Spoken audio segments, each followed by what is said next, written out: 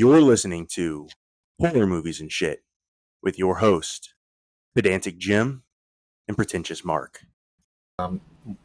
Hey, Jim, have you seen any trailers for this movie coming out? Shut up, Mark. Shut up. Legs. I am so sick of hearing about that movie. I'm so tired of it. Oh, so you've heard about it? A little bit, yeah. Okay. So, Mark, do you want to introduce our guest before we get into the garbage you've been tagging me in on Facebook for a week? Yeah, we can. Yeah, we have a special guest on today. We have Bryan, and I will not say the name of your streaming service, right? Mometu? Mometu. Mm-hmm.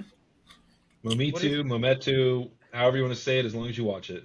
How did you come up with that name? So Mometu, a lot of concept names went around when we were kind of thinking of what we wanted to do with that, but we wanted to have a place where it was for filmmakers. So the Mo is actually the more opportunities for filmmakers. The me came down to us hand curating content. So we wanted to make sure we weren't using algorithms to provide content to users. So that is me. That is literally us sitting on your couch with you and helping you get accustomed to films that you may or may not have heard of, underserved content. And then the two is you. You is in Latin, Spanish, French, Italian, Portuguese, and actually Hindi. And the you is just the user, right? So Me Too came out, so more for me and you. There you go. Very cool. So, Jim? Mark, have you explored the library on Mometu yet? I have not. You're useless. Have you? You're useless. You're dead to me, Mark. You're dead to I me. appreciate your honesty. Go on. I'm not going to lie. Mark hates movies. He doesn't watch them if he doesn't have to, even when they're free. Yeah. I respect it. You know what? Mark, what are you into though? I'm a big horror nerd. Don't listen to Jim. Jim is full of shit. I only say that because we have channels on our platform too. So if you're looking for like music channels, like you can listen to JBTV. If you like comedy, you can go watch Humor Mill. You can put some stuff on in the background and still enjoy yourself. If you like cooking, we got a cooking show called Cooking Panda, and it's just 24/7 cooking shows. Is Cooking Pandas legal? Cooking pandas are legal. No pandas were harmed in the cooking process. Interesting. That could be fun. Like I'm just picturing two people in panda suits just cooking in a kitchen. That's exactly what it is. Yeah, you have to go check it out for yourself though. I will have to because that's amazing. That does sound amazing, doesn't it? So Mark is a big history buff. He loves, especially World War II, right, Mark? Well, actually, I like all history, but really like ancient Rome and Greece are kind of the areas I like the most. Yeah. The whole time how often do you think about the Roman Empire? It's every day, 3 times a day for Mark. Oh yeah. He thinks about that more than he thinks about sex. What? Et2, Jim? No, not so much. Well, Mark, and you'd be really interested in all the documentaries that we have. Oh yeah. We actually have a full category of documentary. I was just looking it up real quick to make sure I didn't get the name wrong, but in our documentary section under genres, you can find Facing the Axis of Darkness, and it's a bunch of stuff about World War II, about Hitler, Mussolini, Nazis, Holocaust, all that stuff. So it takes you down a whole rabbit hole of documentaries about all that stuff. I do like a good documentary. Yes, you do. Oh. It's either that or baby metal, right, Mark? He has this thing for baby metal or whatever. Baby metal is great. Yep. That's the Japanese. Is it Japanese band, right? Yep. Yeah. Jim, it's yacht rock. So do you have a channel dedicated to yacht rock? I don't think we do, but we got some cool documentaries on musicians you can check out. But you guys have cheesy 80s comedies, so we're good. Oh yeah, that's got that easily in spades. Yeah, absolutely. They even, believe it or not, Mark, I found a Wes Craven film that I had never seen before on Mometu when I was surfing the other night. Nightmare on Elm Street? Yeah, Nightmare on Elm Street. I've never seen it before. It's Wes Craven's Chiller. Yes. And I turned it on and immediately fell asleep. I didn't even make it through the credits. There's good. I must have been more tired than I thought I was. And that was a disclaimer that had nothing to do with Mometu or Chiller. Wes No, it Craven, was you're still a great director. absolutely. No, actually, a really interesting film because it was a made-for-TV movie. Yep. Mhm. I'm very excited. It's still on my list so that I can watch it later because I love Wes Craven. I'm a huge Wes Craven fan. So Brian, why did you decide to start the platform? So it was a group of us, but really the main thing kind of came down to there's a lot of underserved content out there, right? So Mm-hmm. there's a lot of great streaming platforms that are out there. I won't name any of them because I don't want to give them any airtime, but they're all amazing. Yeah. But most of them use algorithms and they push their tentpole titles. They push content that is more so served and not underserved. And actually, my father was a director producer when I was growing up, and he made a lot of independent films, and very low budget films. And so, if those films were being made today, those are films that more than likely would not be seen on a large scale, nor given the limelight and all that stuff. So, we decided to create a platform for that type of content. So, we really support independent content. We support even international films that are just not served at a large scale here in the States. Right. And then we do have a fair collection of classics just because we want to also bring back kind of the history of film as well and have that supported. So, And but you the also main focus of Mometu was about independent content. you also support student filmmakers, right? Because you We you do. have a festival for those. Yeah, so that was again something that built off of uh, the me growing up in the industry and seeing my father as a filmmaker and seeing like, well, what opportunities would he have had as a college student? He went to UCLA, went to film school there, and what opportunities would have maybe changed my life and his life if he had something like that to jumpstart him, right? So actually, when we had the festival, it was on the 22nd of June. Um, I was interviewed on the red carpet about this, Oh wow. and it brought me back, and it really made me think about the root of why we created it, and to one of the things that just came off the cuff, I talked about Steven Spielberg Okay. and how amazing of a director he is, right? Done a lot of big projects. You may have heard a few of them. Uh, he went to Cal State Long Beach, then he went to USC for his master's, and he just an incredible filmmaker. But what other Steven Spielbergs could have existed if there was a festival that was strictly for college students? Right. And so that's kind of like the root of why I created it, why I founded it. And we actually take student films and put them on Mometu for an entire month, give them more exposure than they ever would have had with their film. Right. And then we invite the winners to Hollywood, and we had this, the live screening on Sunset Boulevard for their films with all the winners. And Awesome. one of those films is actually going to be turned into a feature film now. It was an 8-minute short film, and because of the festival, someone backed that film to be turned into a feature. That's amazing. Mark? So, the thing with like students now and independent filmmakers, I mean, it's a great time to be alive for them, right? Because cameras and everything else that used to be really expensive, really difficult to get. Now everybody has one, but there's also a downside, right? Because everyone's got a camera.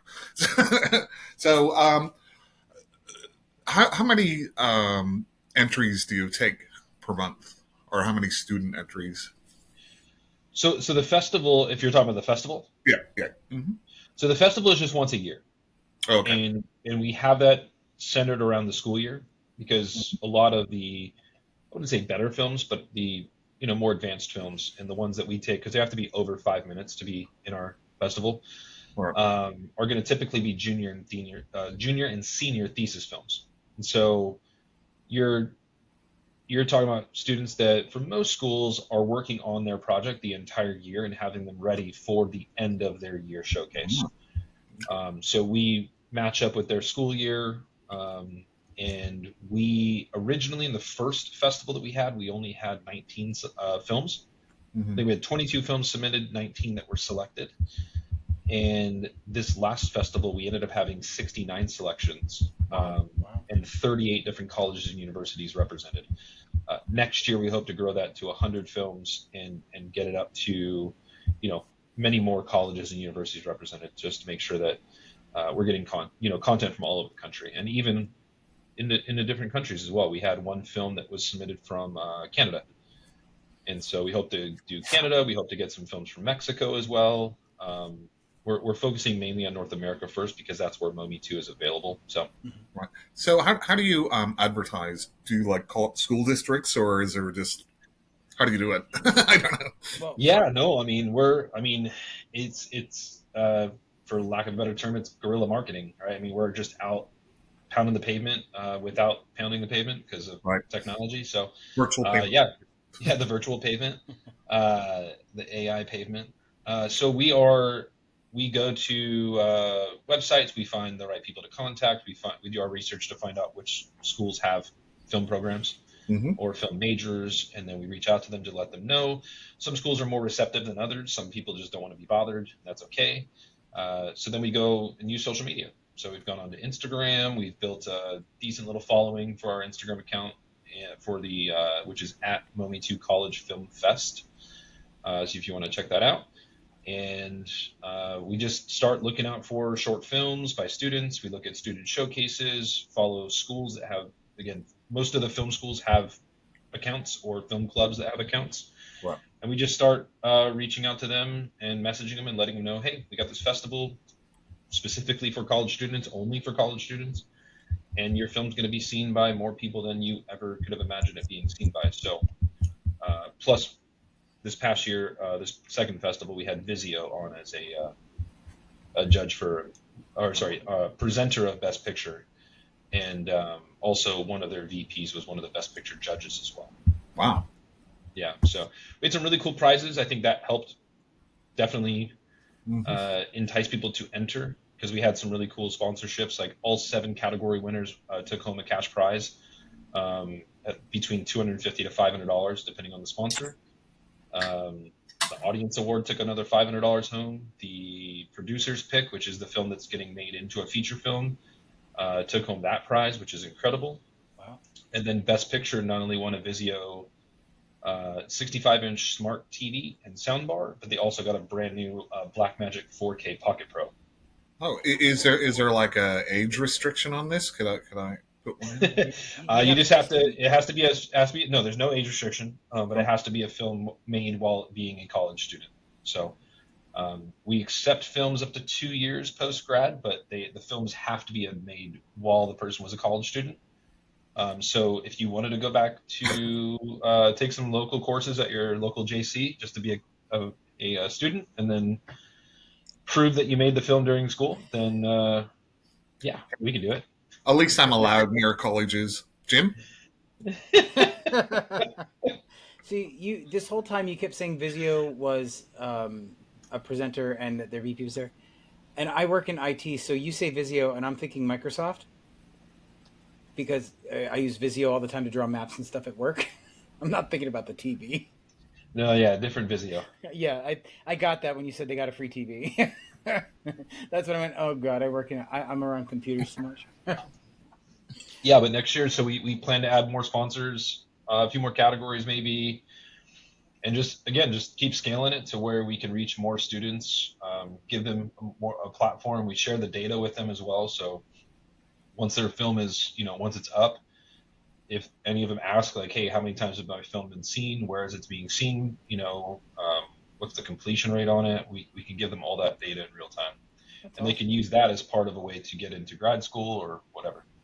And Mark, you don't know this, but Bryan, you're also willing to help other people. Like I know an actress that is filming a series right now, and you gave her some really great advice that she was very thankful for. So, you're not just you don't just help students. You in general, you seem like a really decent guy because she speaks very highly of you. I think that's pretty awesome. I appreciate that. I don't know who you're talking about, but anytime someone needs advice that if I have any to give that could be fruitful for their careers, by all means. I mean, we should all be helping people, and there's no reason not to. I agree. Mark? Well, Jim's just shocked that some people like helping people. Yeah, I'm not used to people being nice. That's why I Exactly. do a podcast with Mark. Right, exactly. Yeah. Yeah. So, Brian, I have a niche idea for you for a channel. Okay. So I brought it up a few times. There's no dedicated service for extreme horror movies. How extreme we talking? Just as extreme as horror movies get. So Yeah, I I mean, talking like ATRAs and Yeah, Mars and that kind of stuff. there are some limits as far as like what we can put up, and that's Mhm. mainly to do with advertisers. Right. So So maybe that's being that why. we're an advertising-based company, yeah, it's difficult. That's why you're going to see more of those based on like subscription-based platforms. Yep. Right. But it's not saying that it's a no, right? I mean, we cater to all eyeballs, so we have content across many genres. But yeah, I'm sure there's a possibility. You just got to look at it, and if there's certain scenes that need to be cut out, we cut them out, And or Mark, at least we can with the filmmakers, Right. permission. Mark, you don't know this, but Mometu is where I found a guest we'll be talking to next week. Okay. Who's that? Vera Vanguard. Oh, Oh, Vera. Yeah. We'll be talking to her about Apocalypse Love, one of my new favorite movies. I love that. I love that movie. It's so ridiculous in all the best ways possible. Yeah, Vera's incredible. Yeah. And again, she made something that is very unique and very niche.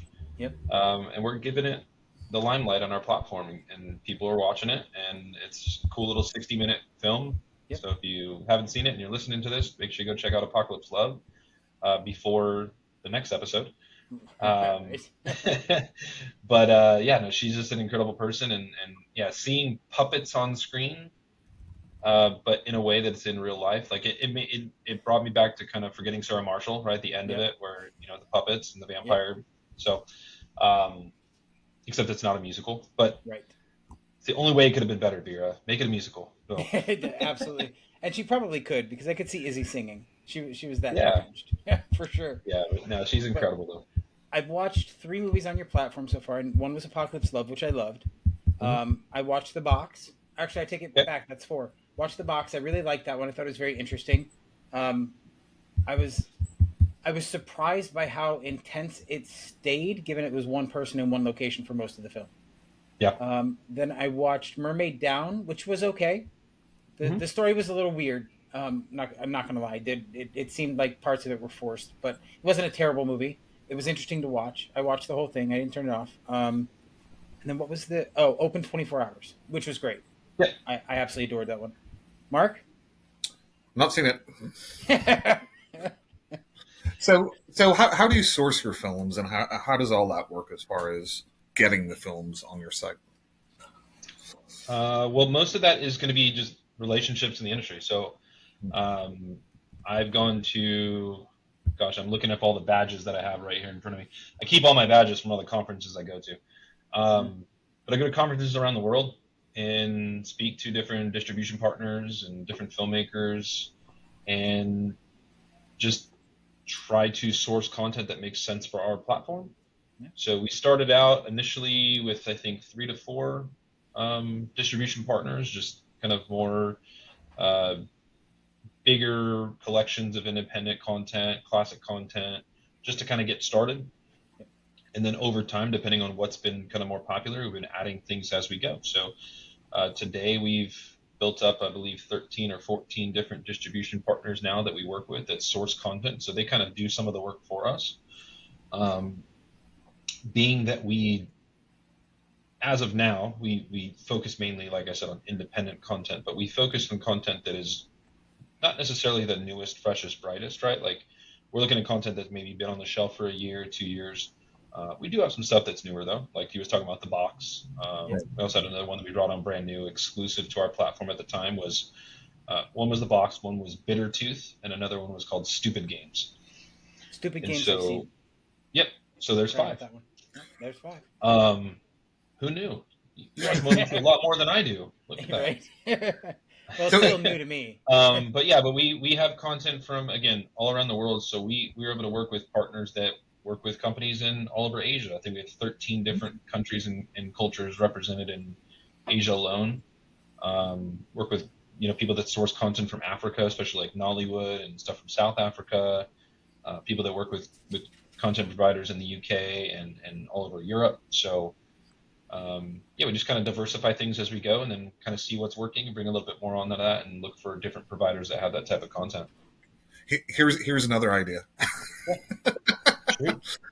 So I always wonder, right? So growing up in the 80s, right? VHS, big thing. VHS, stop, DVDs, etc. Right? Mark, So hang on. You Jim, said 80s, shut up. Mark? This is not the 1880s we're talking about, right? Yeah. Thanks, Brian. Okay.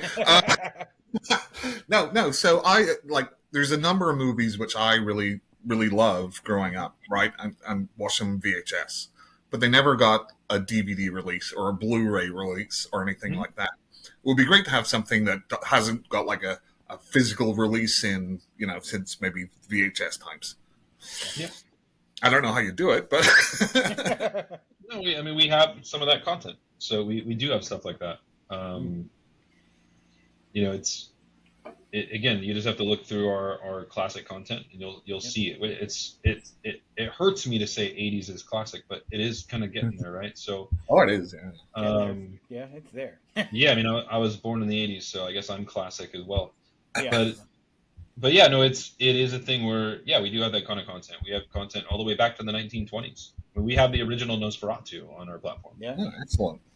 Yeah, so we have stuff from all the way from the 20s all the way to today. So really, a whole decade of content. Or not, sorry, a whole century of content. Yeah. Multiple decades. I knew what you meant. Yeah. Jim, what's your favorite 1920s movie? Well, I would say Dracula, but that was 32, wasn't it? Mm-hmm. Honestly, the only one that I can think of off the top of my head that I would have seen would probably be... I don't even know. I honestly don't know. As you can see, Brian, Jim is a master of movie watching. See, Mark likes to pretend that he has all of this vast knowledge, and really he's just got an encyclopedia of horror movies sitting in front of him. He's flipping through the whole time. That's what that whole tapping noise you heard was. It's why he's not on camera. It's why he's not on camera. Exactly. He has Google up and he's searching things as we go. Exactly. Yeah, no, I'm with you. I have somebody that knows a lot, and I just keep asking them questions. Yeah, exactly. His wife's standing off to the side writing things on a whiteboard for him. Oh God, she would not be the person to ask. My wife's the sort of person who, we'll go to the movies or we'll just watch a movie, and neither one of us has seen it. And then she keeps asking me questions. Hey, what's going on? I don't know. I'm watching the same movie as you. I haven't seen it. Ray does the same thing. It drives me insane. So, Brian, what are your favorite kind of movies? Gosh, I love so many different types, but if it's me personally watching, just myself, I'm gonna get into more of war type movies. So you're looking into Troy, The Last Samurai, Braveheart. I like those types of films. My favorite film that's kind of like my go-to, which is kind of my guilty pleasure. I haven't seen it in a while, but Avatar. I loved Avatar. Okay. No matter how long it is, I just really enjoy that film. You're talking about the M. Night Shyamalan Avatar, of course. No, nobody loves that movie. Nobody. Not that one, but that one's good. But the James Cameron Avatar. But usually, if it's my wife and I, we're not usually watching too many movies. If they are, they're going to be more comedies, rom-coms, stuff like that, and some dramas. She's getting more into crime dramas and thrillers now, which is great. But I think that's because of the shows we're watching. So we mainly watch shows together. Gotcha. We're watching a lot of crime dramas, a lot of, Apple had last year we loved all the shows that came out on Apple. Yeah. So we were just dedicated to that platform mostly as far as shows. But yeah, it just depends on what kind of mood I'm in. Again, comedies for me, the war movies or those epic types. I'm all about it. Gladiator, love those. Oh, yeah. That type of film, right? So. And they're making a sequel to that, right? Mm-hmm. That's great. Ridley Scott. They don't ruin it. I do have a recommendation that will combine your favorite types of movies and my favorite types of movies, though, if you haven't seen it. Overlord. Overlord. Okay. It is a World War II movie. Are you a gamer, Brian? My brother is, so I know a lot about that. I know there's an Overlord game. That's why I was hoping that he would it's actually related to it. Yeah, it's more like Castle Wolfenstein. It's more like a Wolfenstein adaptation. So it definitely, if you're bored on a Saturday and have nothing better to watch, check it out. Overlord from 2018. Yep. Stars Kurt Russell's son. Yeah, I forgot he was in it. He was in it. Wyatt Russell. Ford. There you go. I have a love hate. You know, I really enjoy this. I wouldn't consider myself a gamer necessarily, but I did game a little bit because of my brother. So, Spacecraft Starcraft, Spacecraft, Starcraft, and then Age of Empires 2. That was my jam. That was my favorite one by far.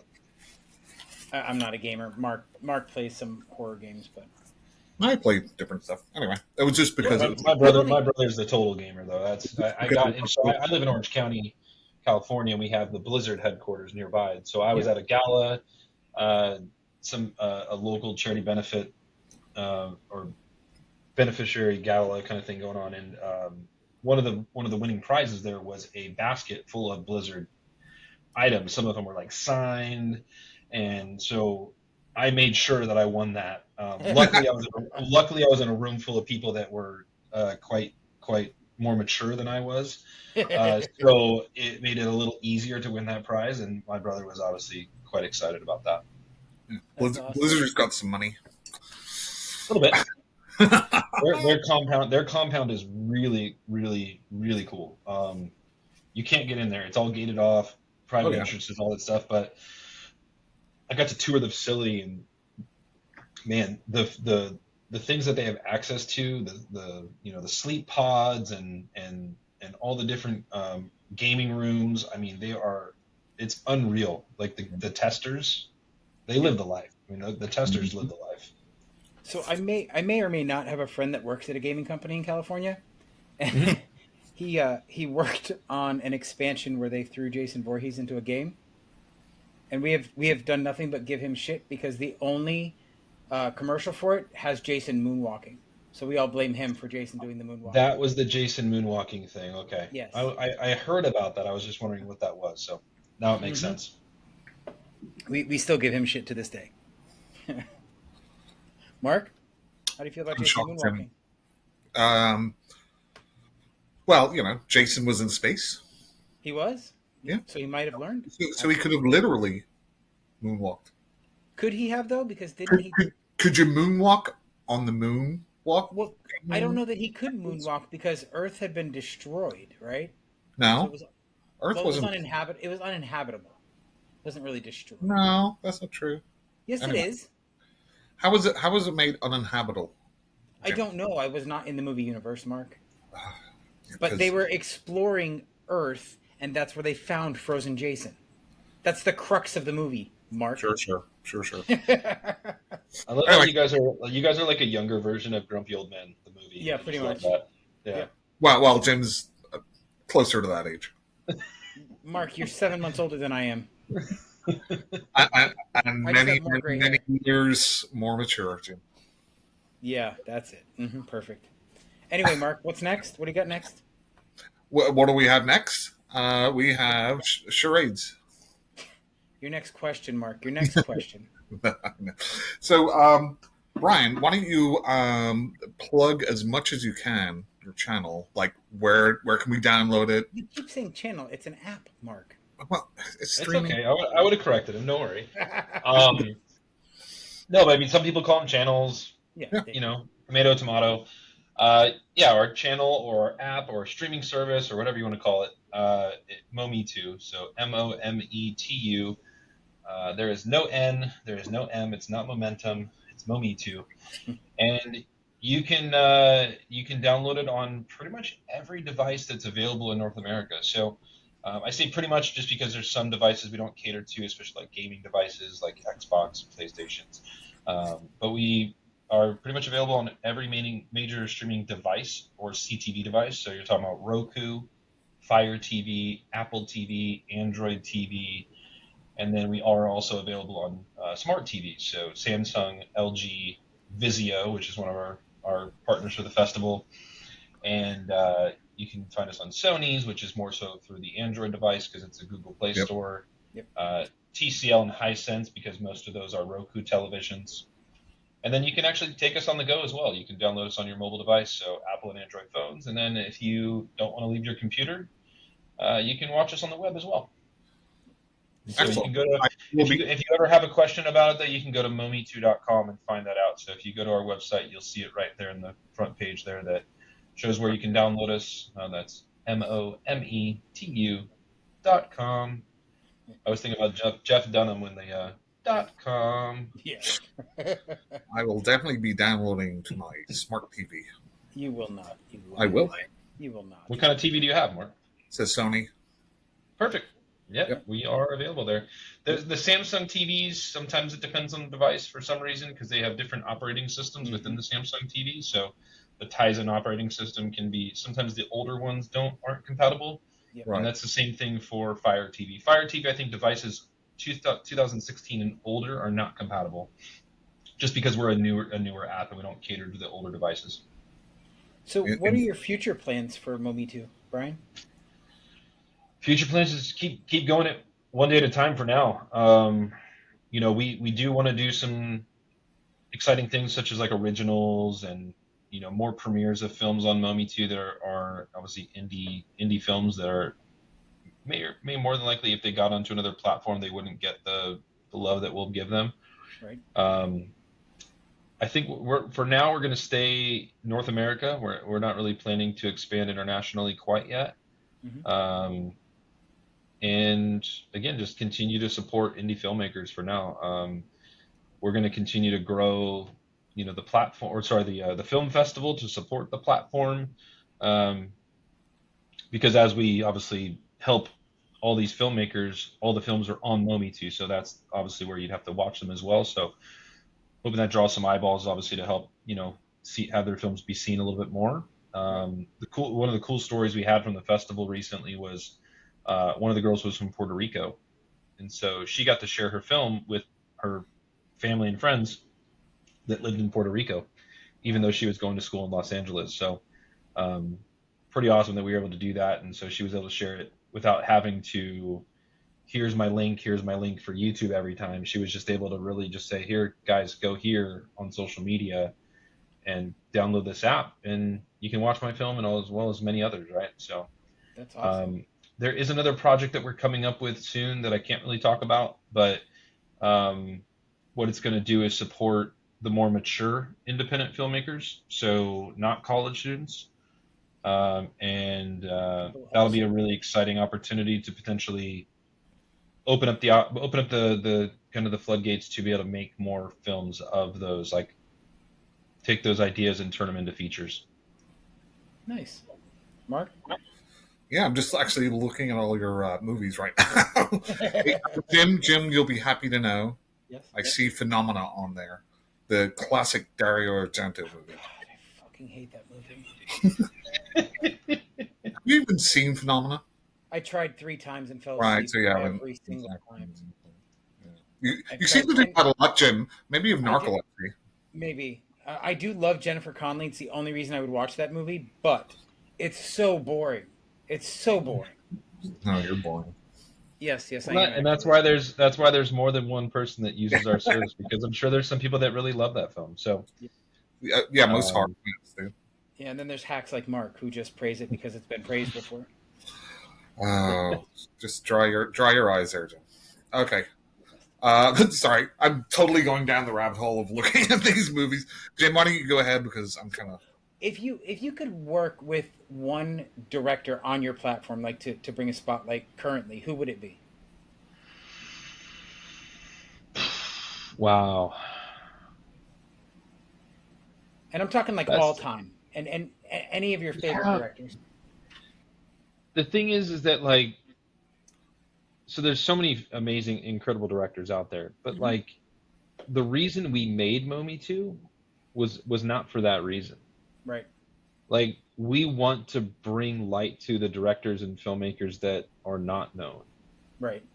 So like, we could work with a James Cameron or a Martin Scorsese, um, but it's like Guillermo del Toro, right? Like, we could work with these people, but they're already established, right? So like, they don't need more. Like, if they're gonna bring more light to Mometu, that'd be great, right? Like, if they were to make a film and just to have a project be an original for us, but like, part of our concept for making originals, we don't want to work with established filmmakers because the whole point of Mometu is being like a jumping point for some of these filmmakers, right? So, um, case in point, we have a movie called An Electric Sleep. Okay. Okay, and I was just on a podcast about this with those filmmakers about 6 months ago, but they're just releasing this stuff now, so I just saw it recently. But the filmmakers of An Electric Sleep, they made this film for like $13,000.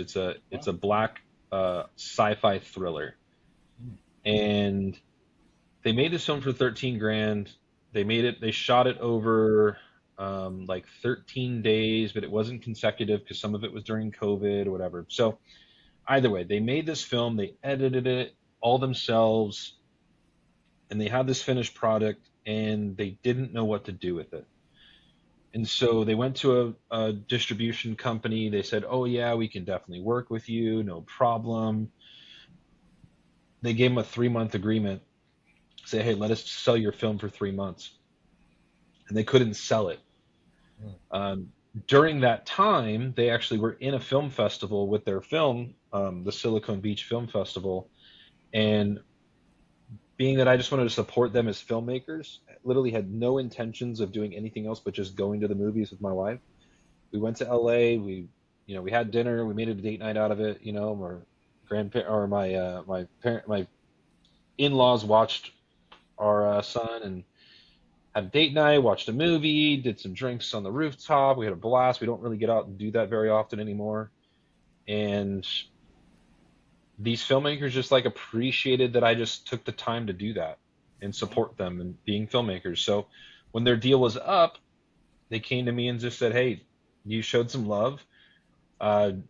We'd love to have our film on the Mometu if you'd have us." And I said, "Absolutely." So I got them with a distributor that I knew that we already work with, so we can get it onto our platform. But I didn't want it to just end there. So we put it on Mometu, we premiered it, we had it on there for 3 months exclusively, did a press release for it, we did some primetime spotlight on there, did some social media stuff with it, and got a lot of eyeballs on that film. Fast forward 2 months after the release, their film got seen by a producer. Producer loved what they did. They said, "Hey, if you had a little bit of a larger budget and you have a project, could you make that project?" And they're like, "Absolutely." So greenlighted their second film. Wow. They made it. It's currently in post right now. I don't know when it's going to come out yet, but that jump started their career to be able to make a second film, and they have a third film that's already kind of planned in the works. Wow. So again, that's just one example of like a filmmaker that I had never heard of, right? That I just met at an event, ended up going to their film festival, and it turned into something that really changed their lives. At least it's starting to, right? It hasn't fully changed their life yet, but it got it moving a lot quicker than it probably was at the time. Yeah, and it got doors open for them. That's great. Yeah, and then we had the movie Stupid Games, another example of filmmakers I had never met before. Happened to go to a screening for a rom-com that I ended up meeting them at, and I met the producer of their film, and he's like, "Hey, we got this film. It's a $10,000 budget. Pretty phenomenal what they did with 10 grand in 6 days. I mean, Stupid Games if you haven't seen Stupid Games, go to Mometu and check that one out. A lot of 90s nostalgia vibes there. The lighting was incredible, and if they had a bigger budget, man, what could they have done with that movie? It would have been the concept of it was great. Would have been better than Tarot, that's for sure. But yeah, so with that film, again, we had it 3 months exclusive. We just ran out the exclusivity at the end of June here, and but it's still on Mometu, so you can go watch it there still. But their film was made for 10K. Probably would have been on other platforms. It's definitely good enough to be on other platforms, and I'm sure it's going to be. But because we gave it a little bit of limelight, we did a premiere for it in Hollywood. We did a premiere down there, had like a 300-person theater packed out. Press release. We did got a bunch of people doing reviews for it. And fast forward now, they have a second film in the works for potentially stupid games with a 2. Like, so ST, instead of the TU, it's going to be a 2. So stupid games. That's going to hopefully be made. I think they have another project that's already in the works with another production house. Nice. And so just by giving a little bit of life to something, it really jump-started their career. So I hope to be known for that. And if we can continue to help more filmmakers like that, I think we can probably grow a lot more, add more films exclusively for even just a short period of time on our platform and showcase them. And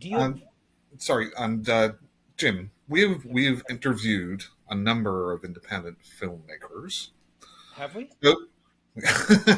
So, Bryan, if they wanted to reach out to you, they just shoot you an email or find you on social media and just say, "Hey, are you interested in the movie?" Okay. Yeah, you can go to our website, mometu.com. You can go to there through our support email, or just go to support@mometu.com. You can catch us on Instagram or any social for at that matter, but Instagram's the easiest way to get a hold of us, I would say. So that's going to be @freemometu. And I say go there just because it's also the fact you get to kind of see what we're doing with other films and other films that we're spotlighting. And it doesn't hurt. Give us a follow, comment, like, share, do whatever you can with our content to make sure it reaches as many people as possible. Not that I'm doing my marketing piece there, but just reach out to us. You can find me on LinkedIn. If you see my name there, you can find me on LinkedIn. Reach out to me there, however you want to. Come knock on my door if you know where I live. Invite you in for dinner and see how we can get your film out. If you have a project already made and you're looking for a place for it to be housed, we're right here for you. We don't. I will disclaim that little disclaimer. We don't make films.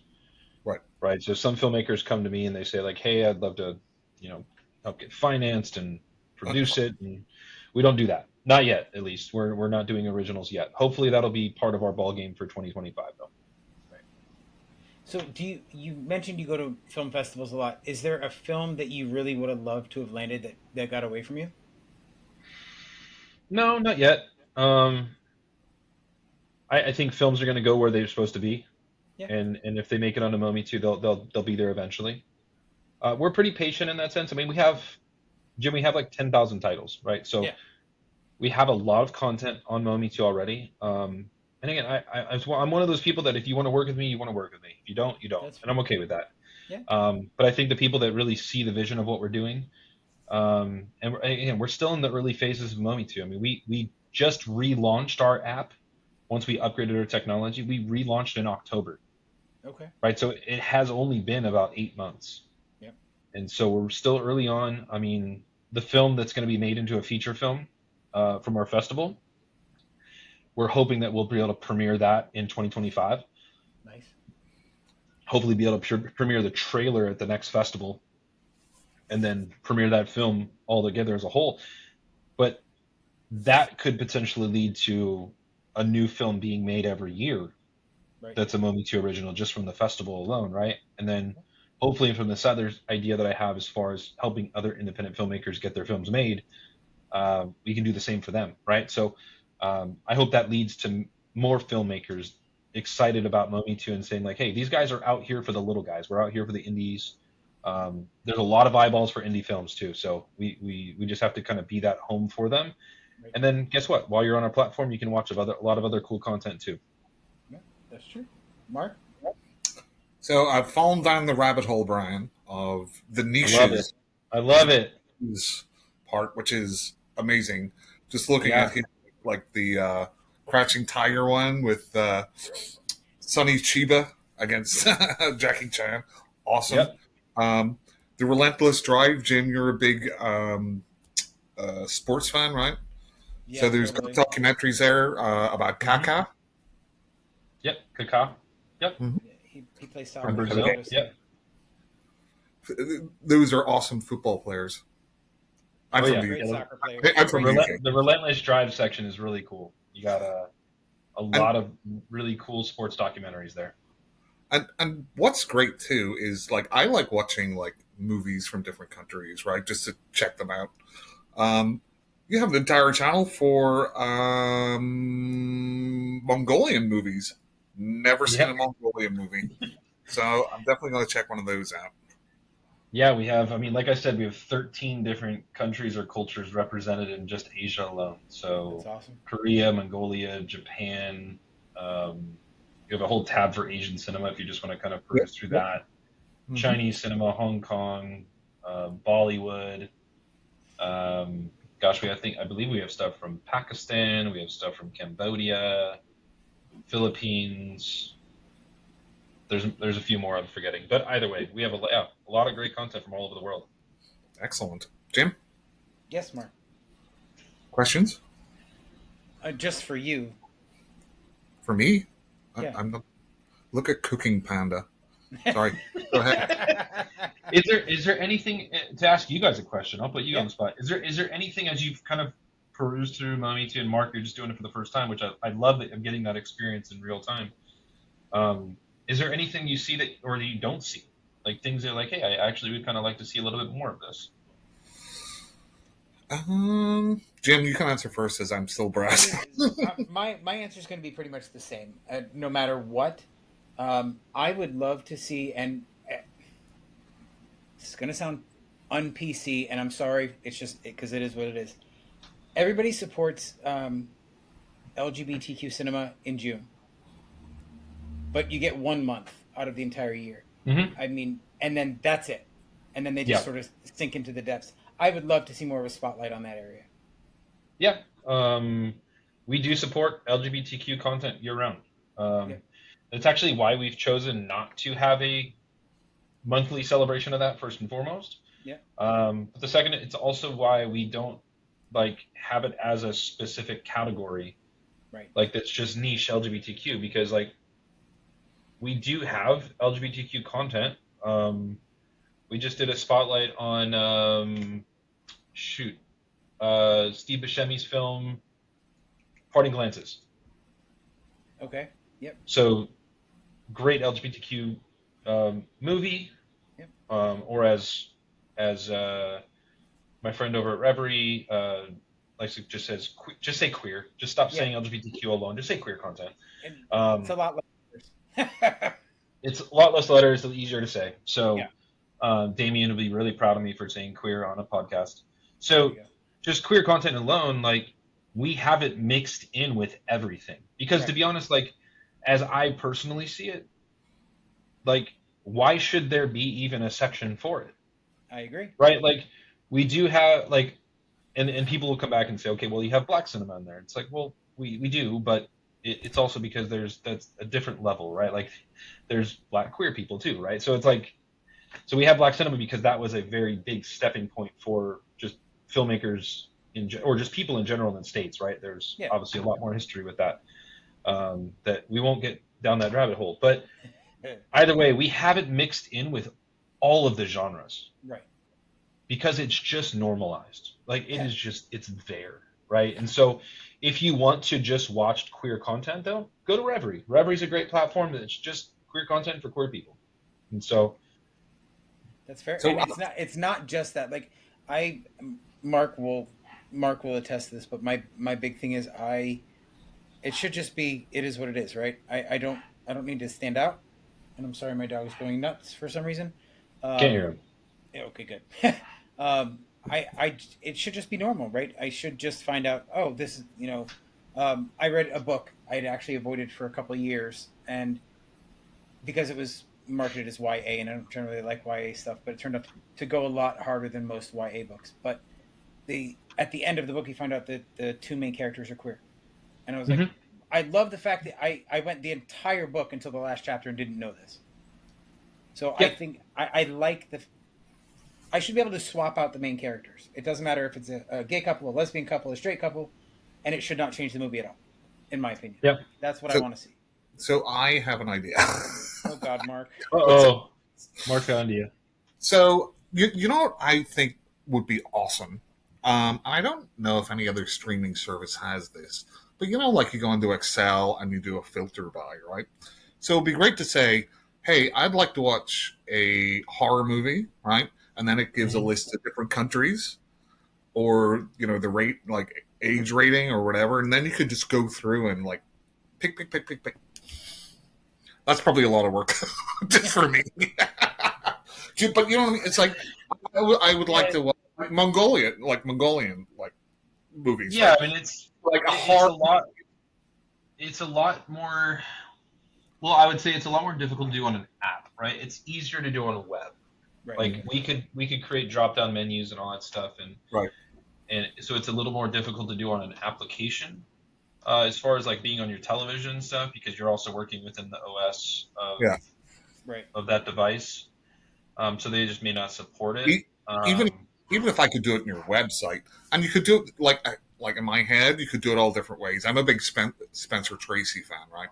So I'd like to start with Spencer Tracy and then maybe move through, hey, the genre and the decade or whatever. Yeah. So just different. I get what you're getting at. I'm picking up what you're putting down. I think that's a great idea. Again, it's the implementation of that and making sure it's something that's even doable. Within our search function, you can look up a certain actress, actor, director, right? So as long as they're within the metadata that we provide, you can search them up, and then it'll give you content that's only made by them, right? So if you search Wes Craven, we have one film by Wes Craven, and it's there, right? But if you look up like Tom Hanks or we have Of Mazes and Monsters. If you look up Angelina Jolie, we have True Women, right? So like you can go down this rabbit hole, and what's the cool thing about that is that when you click on the title, especially when you're on web, like it doesn't really do it on the apps, but when you're on web, it'll also give you recommendations based on what is the top genre that's within the metadata field. So like, for instance, I just clicked on a movie called Search Out. Search Out is a South Korean white-knuckled thriller is what it's called, white-knuckle thrillers. Mm-hmm. And so it's giving me other white-knuckled thrillers, but then it's also giving me recommendations based on films that are similar to that, right? And so we only have this recommendation built in when you're within a title, and you kind of see other things. Now, on an app, because of the OS that it's on, like Roku or Fire or whatever, it limits us within that. So you have to actually watch the film first and get to the end, and then it will give you that opportunity to kind of see things that are similar. And other platforms are very similar in that aspect, right? Yeah. So that's the only time that we have recommendation stuff built in,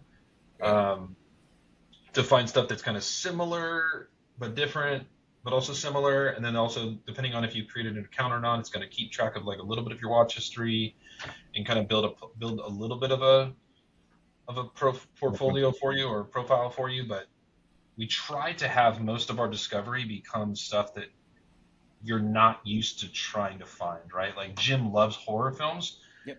I would love for him to open up Mometu and be like, AB negative, what is this? Right? And then click on it and be like, oh, it's a British crime drama, like thriller kind of thing, but it's made in the UK. This is something I normally would never have watched, but let me give it a try, right? And it just becomes, and all of a sudden Jim's just this like 3 months later talking about all of these British crime dramas just because he's gone down this rabbit hole, right? Yep. That's what we're trying to do, because if Jim loves horror, easily can click on genres, go to horror, boom, he's in his world.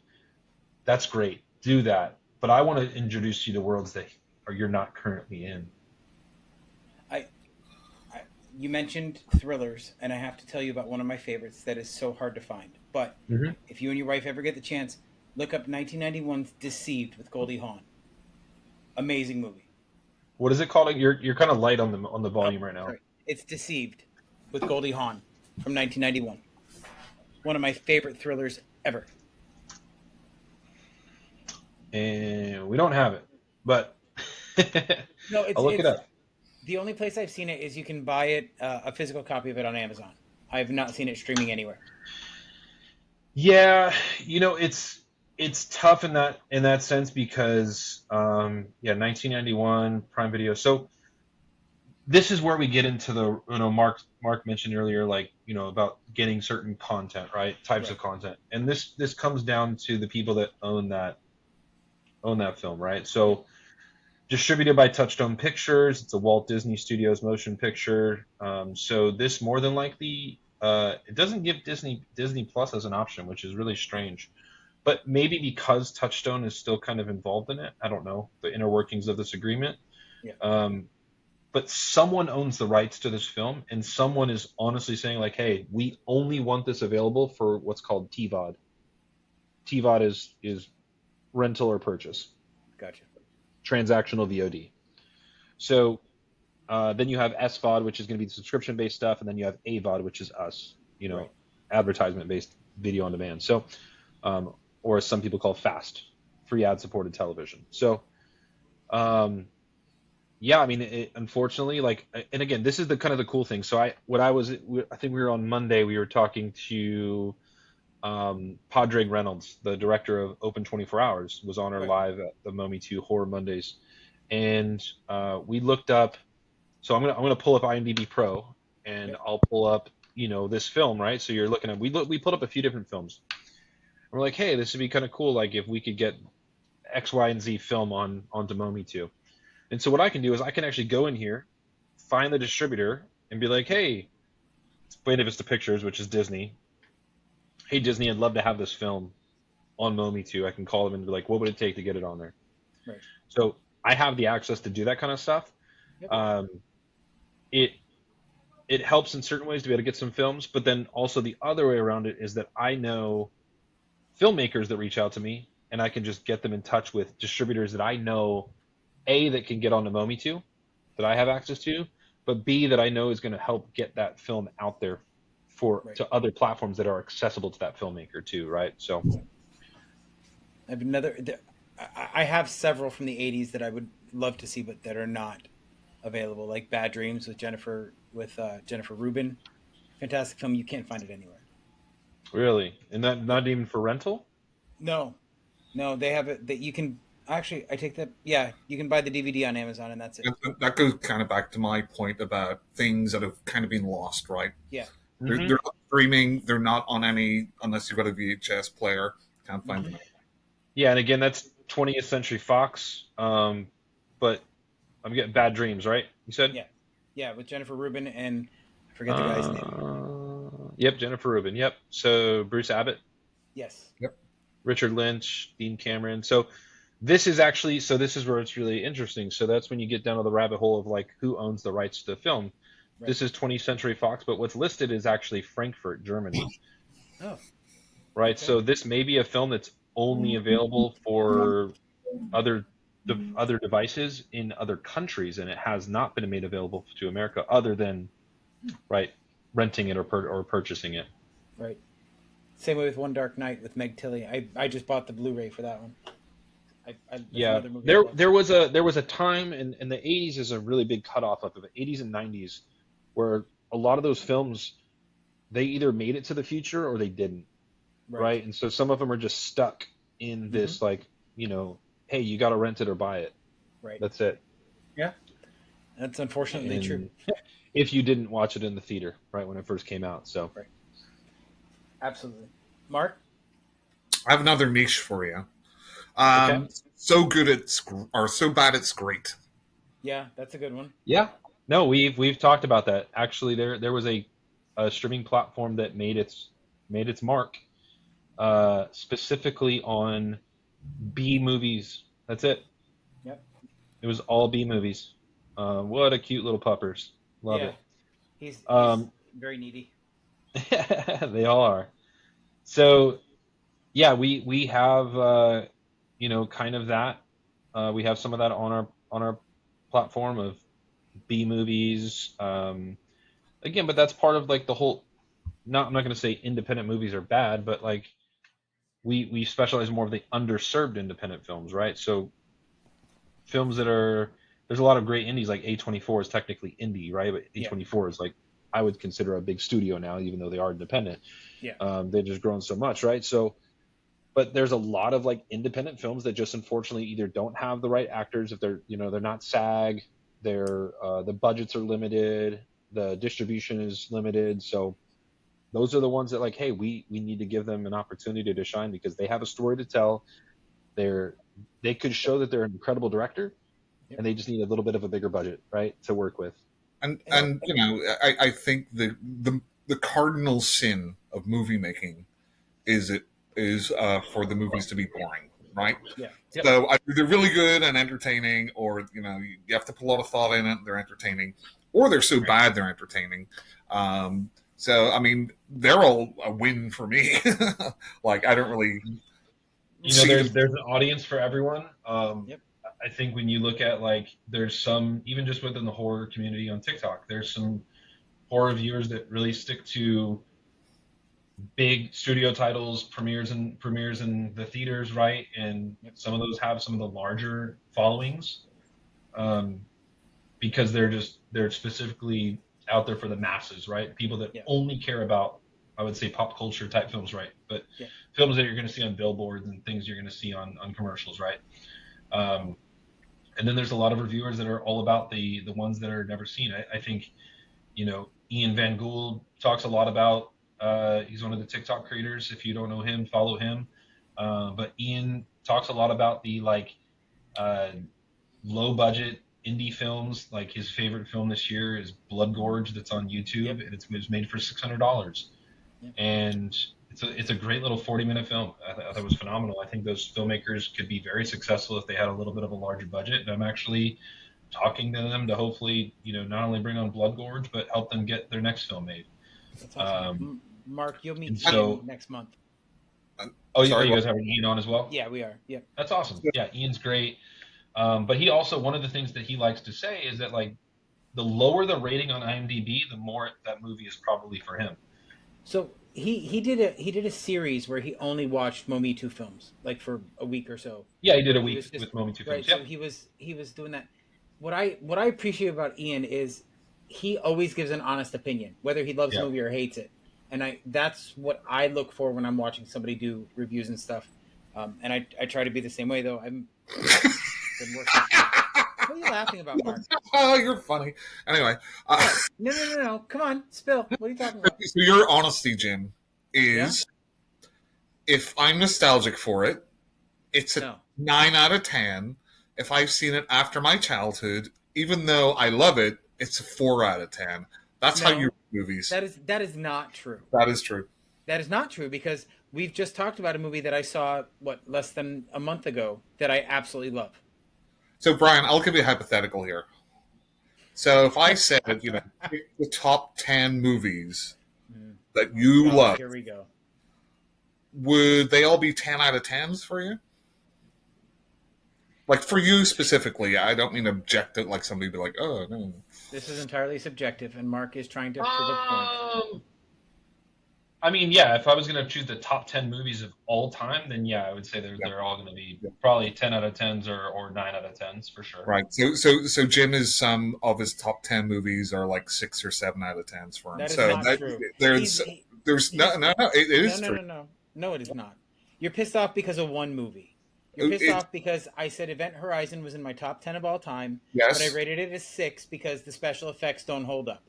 So so this is what I have to deal with, Brian. And Sam, but this is the thing, Mark, that when you're like, you have the saying that one man's trash is another man's treasure, right? So to someone, a film could be a 10 out of 10. For someone else, it's going to be a 7 out of 10. And that's okay because as long as that makes that person happy while they're watching it, that's all that matters. It's just weird to me. It's like, say, take like record, like albums, right? Yeah. There's so many you've listened to. Probably your top 10 are all your favorite top 10, and you'd be like 10 out of 10. You wouldn't get a 6 out of 10 album on your top 10, would you? No, but are you telling me that every album you've ever listened to that's in your top 10, you love every song on that entire album? Yes. I disagree. Okay, let's move on. So stupid. I would kind of disagree with that because there's some songs on my favorite albums that I'm not into Right. every single one of them. But for the most part, the majority of the songs will definitely be right. the But best, there's right? going to be one that just either doesn't hold up or it just never hit the right chord with you or something like that. Like Event Horizon, it's a fantastic film. The acting's good. I love the story. But the CGI doesn't hold up over time. It was great in its day. Okay. And I'm sure Yeah, and again, everyone's grading scales is different too. So exactly. you know, it could have been a 10 out of 10 for you when it first came out. Now it's more of a 6 out of 10. But that's also comparing it to technology from today. Right. That's like saying that Jack Nicklaus is not as good of a golfer as Tiger Woods is, and not as good as a golfer as Scotty Scheffler is. Technology, and again, I'm just a golfer, so I just use that analogy. But golf has evolved over time. The technology, even the technology that greenskeepers use to cut the grass and to grow the grass and all those different things, right? Yep. There's a lot of factors for players today, and that they didn't have back in like the early days of, you know, or days that I started watching golf. But right, so filmmakers have way more access to technology. That's great. Yep. But the ones that have access to the best technology and the best editing rooms, right, they're going to make better products, at least from what we can see. They may not have a better writing. Who knows? But Jim? Yeah. Sorry. Do all the practical effects in A Nightmare on Elm Street still hold up? The only one that sort of gets me is when the centipede comes out of Tina's mouth. Other than that, yeah, they do. They do, like his weird arm stretching thing and things. That never looked great. So that's not that's not something that would get worse over time. I kind of want to look back, Bryan, with like indie and real quick, Jim, indie and budget and success, right? You can have as you know, multi-million with great actors, a huge studio behind it, and they're fucking awful. So it's definitely Kevin Hart makes a lot of movies. Yes. Madam Web, I hear. I haven't watched it, but I haven't seen it. Awful. And I like what's her name? Dakota Johnson. No, I mean Snakes on a Plane was phenomenal. You're right. But the thing is, yeah, you're absolutely right. Like there's a lot of really, really, really high budget shit films, right? Like No Way Up. Because they had to pay the actor, they had to pay the director, which is a lot of what their money goes to, right? Marketing. Actors, director, and marketing. Yep. That's a majority of it. And you can get into set, but like the set you can use a lot of studios just film in studios now, and they just build everything, all set deck and all that stuff, right? Instead of actually getting out in the real world and doing things. And you take an independent filmmaker who's got $50K or less, and they know, hey, I have to stretch this budget as much as possible to make my film and make it as great as possible. I need to make sure my casting is on point. I need to make sure my cinematographer just cannot miss a beat, because we only have 1 to 2 takes to get this scene done. We don't have the Top Gun money to, you know, I'm not sure if you guys are aware of this, but like you guys have all seen Maverick. Yeah. No. Okay, so incredible film. You have not? No. I'm not a Top Gun fan. So it is so good. It is so good. But either way, there's a scene with Jennifer Connelly we were talking about earlier. But so Jennifer Connelly's in a scene where she is on her boat with Tom Cruise, and they're sailing. Right. They filmed it the original time that they filmed it. I mean, they filmed the whole scene on a boat in San Diego, in Coronado, like on Coronado or outside of Coronado, but either way, right there. And Tom Cruise did not like the fact that the sea was not choppy enough. It didn't make Jennifer Connelly look enough of a badass in that movie. Or in that scene, at least at that point, right? Like just sailing the boat. So what did they do? They flew everything and everyone up to San Francisco and refilmed that scene. Okay, that's the kind of money that you're like, hey, I don't like how the scene was shot. Yeah. all right, let's go spend X number of millions of dollars more, Right. and film this scene again. And it came out phenomenal. Don't get me wrong, but a lot of independent filmmakers don't have that luxury, right? They have 1 to 2 times to get a scene right sometimes because they're running out of daylight. The next days, they have to move to the next, set of pages. They have no time, and it just is what it is. Yep. And a lot of it is guerrilla filmmaking, right? There's no permits, no nothing. You just maybe True. try to get shots. True. Yep. No, that's actually so we have a film on our platform called Young G.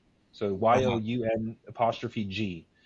Just released this year. You can find it on Mometu, and I was there. We like sponsored the bar for the movie premiere earlier this year. I think it was in February.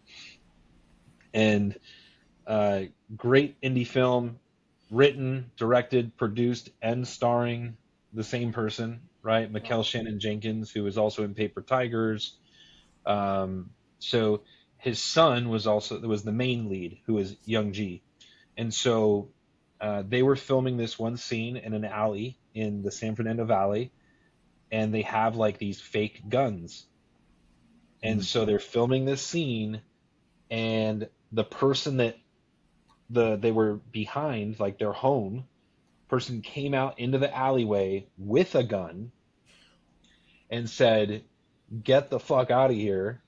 Like, do not have this in my neighborhood," kind of thing. Like, and go find another neighborhood to film this in, right? Kind of. And I mean, they were like scared for their lives. Yeah, I can imagine. They didn't know what was gonna happen. And that's indie filmmaking, right? Like, you don't have a permit to be anywhere. You just find an alley, you think it's good, you find the good lighting, and you're like, okay, we need to get the scene in. Right. And then shit went sideways, and they had to kind of move and make it happen another day. So I always think of Larry Cohen as kind of like one of the first great guerrilla filmmakers. But then there was, what was that one that they went to like Disney World and they shot like a horror movie in it? What was that called? I don't remember, but I know what you're talking about. They didn't have any permits or anything. They kind of, it was like a stalker movie. Yeah. They just filmed it while they were in the theme park. Yeah, it wasn't even a stalker film. Like the family just goes crazy and starts falling apart. Escape from Tomorrow. That's it. Yep. Yes. Escape from Tomorrow. They had no permits. They filmed it while they were on vacation at the park. That's wild. That's so wild. Yeah, I mean, and again, sometimes that's what it takes to make a film. Hey, we've heard about that. You just got to make your first one. You just got to make your first one, and then hopefully it gets seen by the right people. So, right. And that ties back into our festival that we're doing, from the beginning of our conversation here. It's just like, hey, giving someone an opportunity, right? Just giving them their first chance to be seen, and you never know what's going to happen. The cool thing that I can't say which films, but of the 69 films, one of them won the award to have their film made. Right. There's 2 other ones that are going to potentially be made as well because they were seen and their stories were heard. And that's awesome. Now they potentially could have their first feature. So 3 people out of 69 could have their first feature films being made. Wow. And I will say, like, as far as like independent or lower budget, I think the horror genre is maybe the most successful. If you look at easier to do. Halloween, Blair Witch Project, Paranormal Activity, all these ones that make so much money, and they're just little indie movies. Obviously, Halloween was a bit more professional, but John Carpenter was still young. Yep. Mark, it's easier to do. You're not having to work with lighting as much. Like you are, but it's a little easier. Yep. You're always working in the dark, right? So you can get away with more things. And when you're fighting when you're doing daytime scenes, especially when you're doing indie filmmaking where you're not using a studio and professional lighting and this and that, right.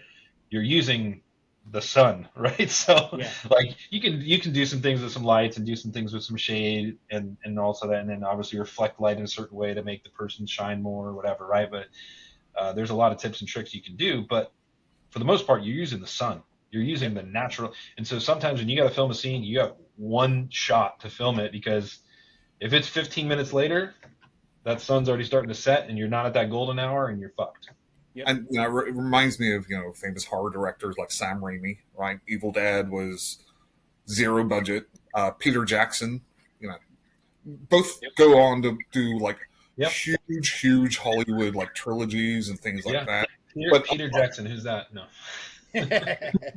But a lot of it is they just had to come up with things on the fly, right? Whenever they're doing it, they're just like, okay, well, let's see what works, and I think that helps a lot. And so I think a lot of these directors that come from kind of the more indie scene kind of have to think on their feet a little bit more, and I think that helps whenever they go like into bigger movies.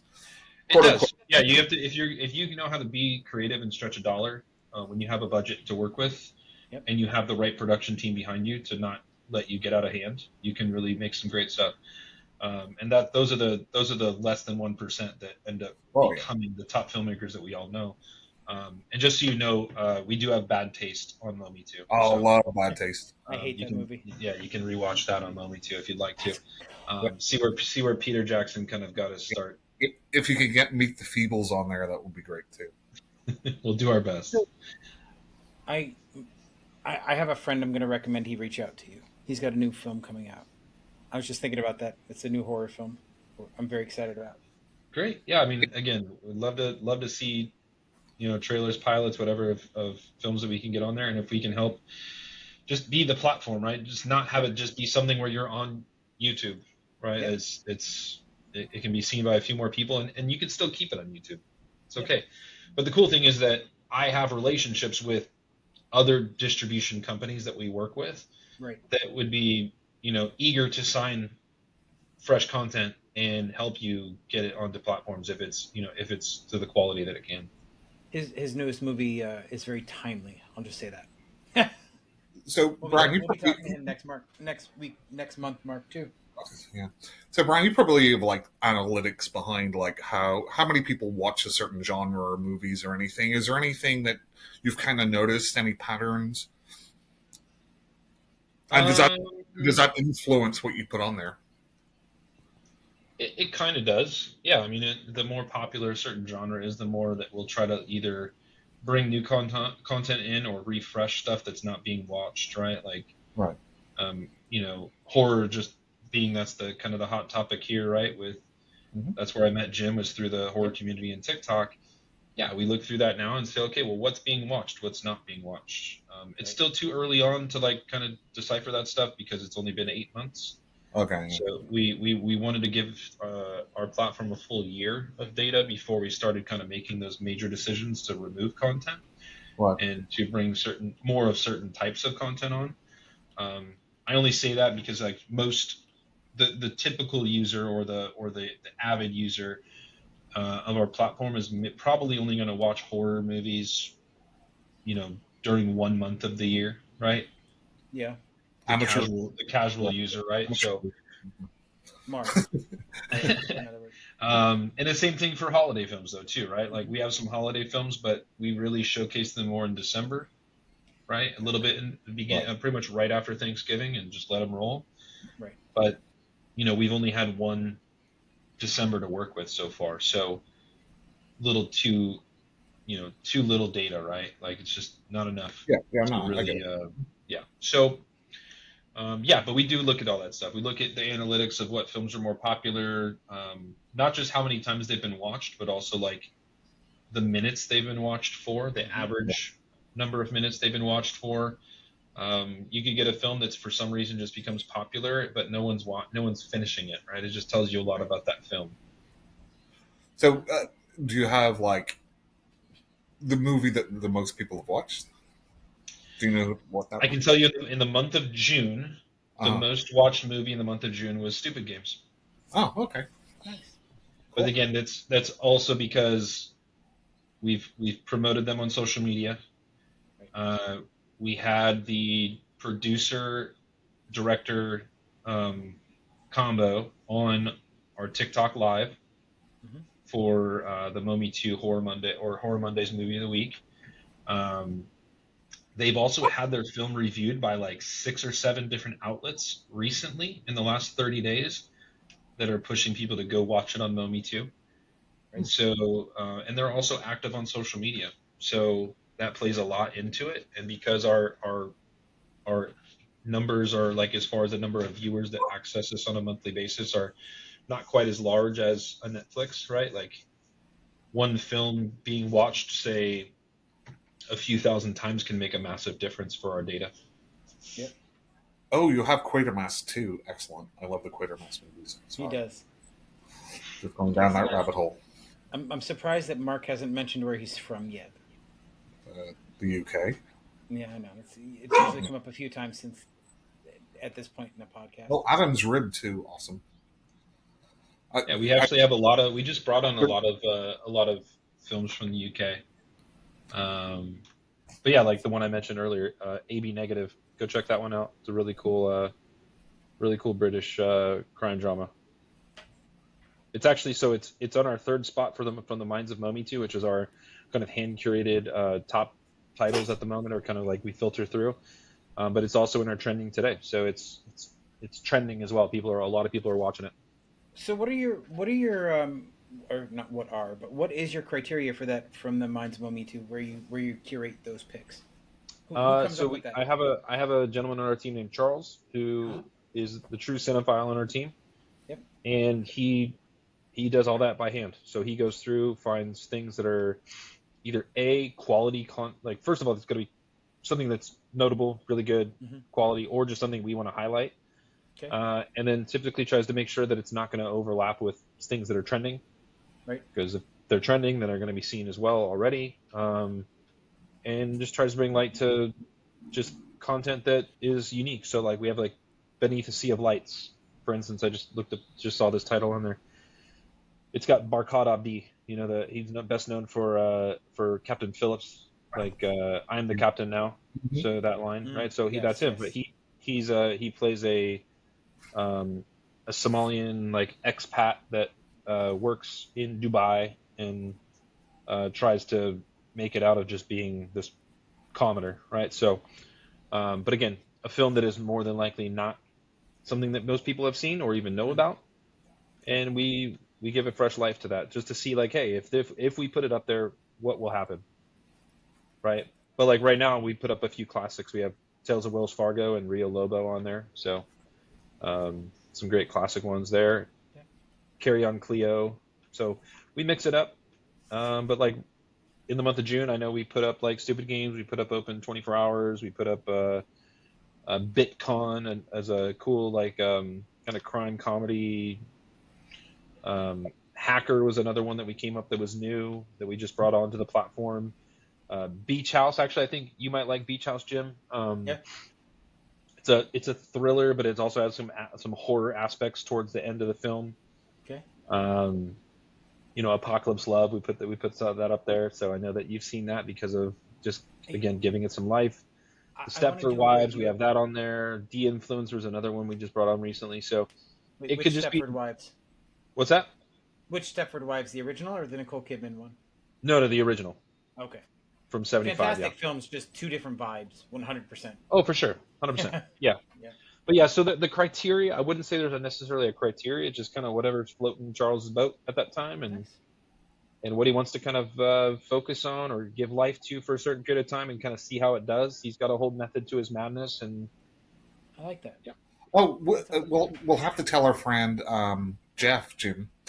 There is a Taylor Swift documentary on there. He is a big Swiftie. He is a big Swiftie. we do have a Taylor Swift documentary. Yes. Oh, there's a Man United documentary too. Manchester Nobody United cares. documentary. I'm a Red Devil fan, so Oh, yeah, me too. Woo-hoo. yeah, I'll be. There's a conference coming up in London in February, and that happens to be the month of my 40th birthday. So I will be making sure during that trip I'll be traveling up to Manchester to watch. There's a game on a Wednesday night against Ipswich Town, so I'll be going up there for that. Ipswich, that must be a cup. That's a cup game then, right? Ipswich. No. It's they just got promoted from the championship this year. Yep. Duh. Oh, I'm so Mark, behind. you're a terrible soccer fan. It's all football. Soccer, what? So you know that game, Jim? Let me just describe this game for you. Yes. A bunch of guys or girls run around, and the foot and the ball connect frequently. Yeah. That's why it's called football, Jim. That's kickball in the United States. You know, and then actually, I just saw something on TikTok about this. So I'll give Mark a little bit of a history lesson. Well, So, talk about rugby. well, no, the so how football, as known as the UK, back in like the 80s, I believe it was, um, they had it called it was an abbreviation for like some term, right? But it was called ASSOC, and there was a trend going around that they would add ER to everything for some reason. I don't know, but some people called it started calling football. They started calling it a soccer, and that made it over to the United States. And so the United States took off the A and just called it soccer. And then for some reason that trend fell out, that fad just went away. And so in the UK and all over Europe, they just kept calling it football instead of ASOC or a soccer. And the Americans didn't get the memo because being across the pond, there wasn't social media at that time. So things traveled a little slower. And at that time, like football was created for, American football was there. So that name never overtook it. And Right. so soccer is now known to this day. So it's really actually the Brits who ruined it for the Americans. Right. So I think it was 1800s, and it was association football. Yeah. So they shortened association. ASOC, yeah. But rugby is also known as rugby football, and that's how American football got its name, right? Because it's closer to rugby than obviously. Yeah. There you go. So, welcome back to our sports podcast. Yeah, we're just talking about relentless drive on Mometu. So, right. But to tie it back into, I'll give a little plug for a film that we had on our first festival because I just saw it on the screen here. But Jim, if you can write down this one, it's a film called Good Boy, and it's not the feature Good Boy. It's a short film called Good Boy. Right. Okay.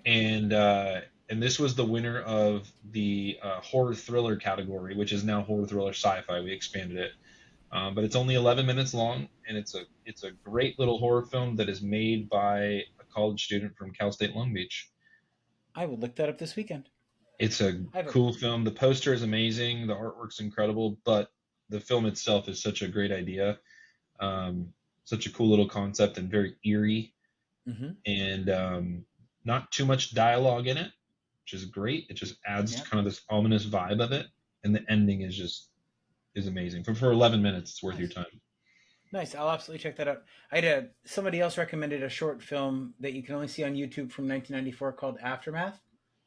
And I think I disappointed them when I watched it because I had zero reaction to it. And they're like, oh, it's so shocking. It's so terrible.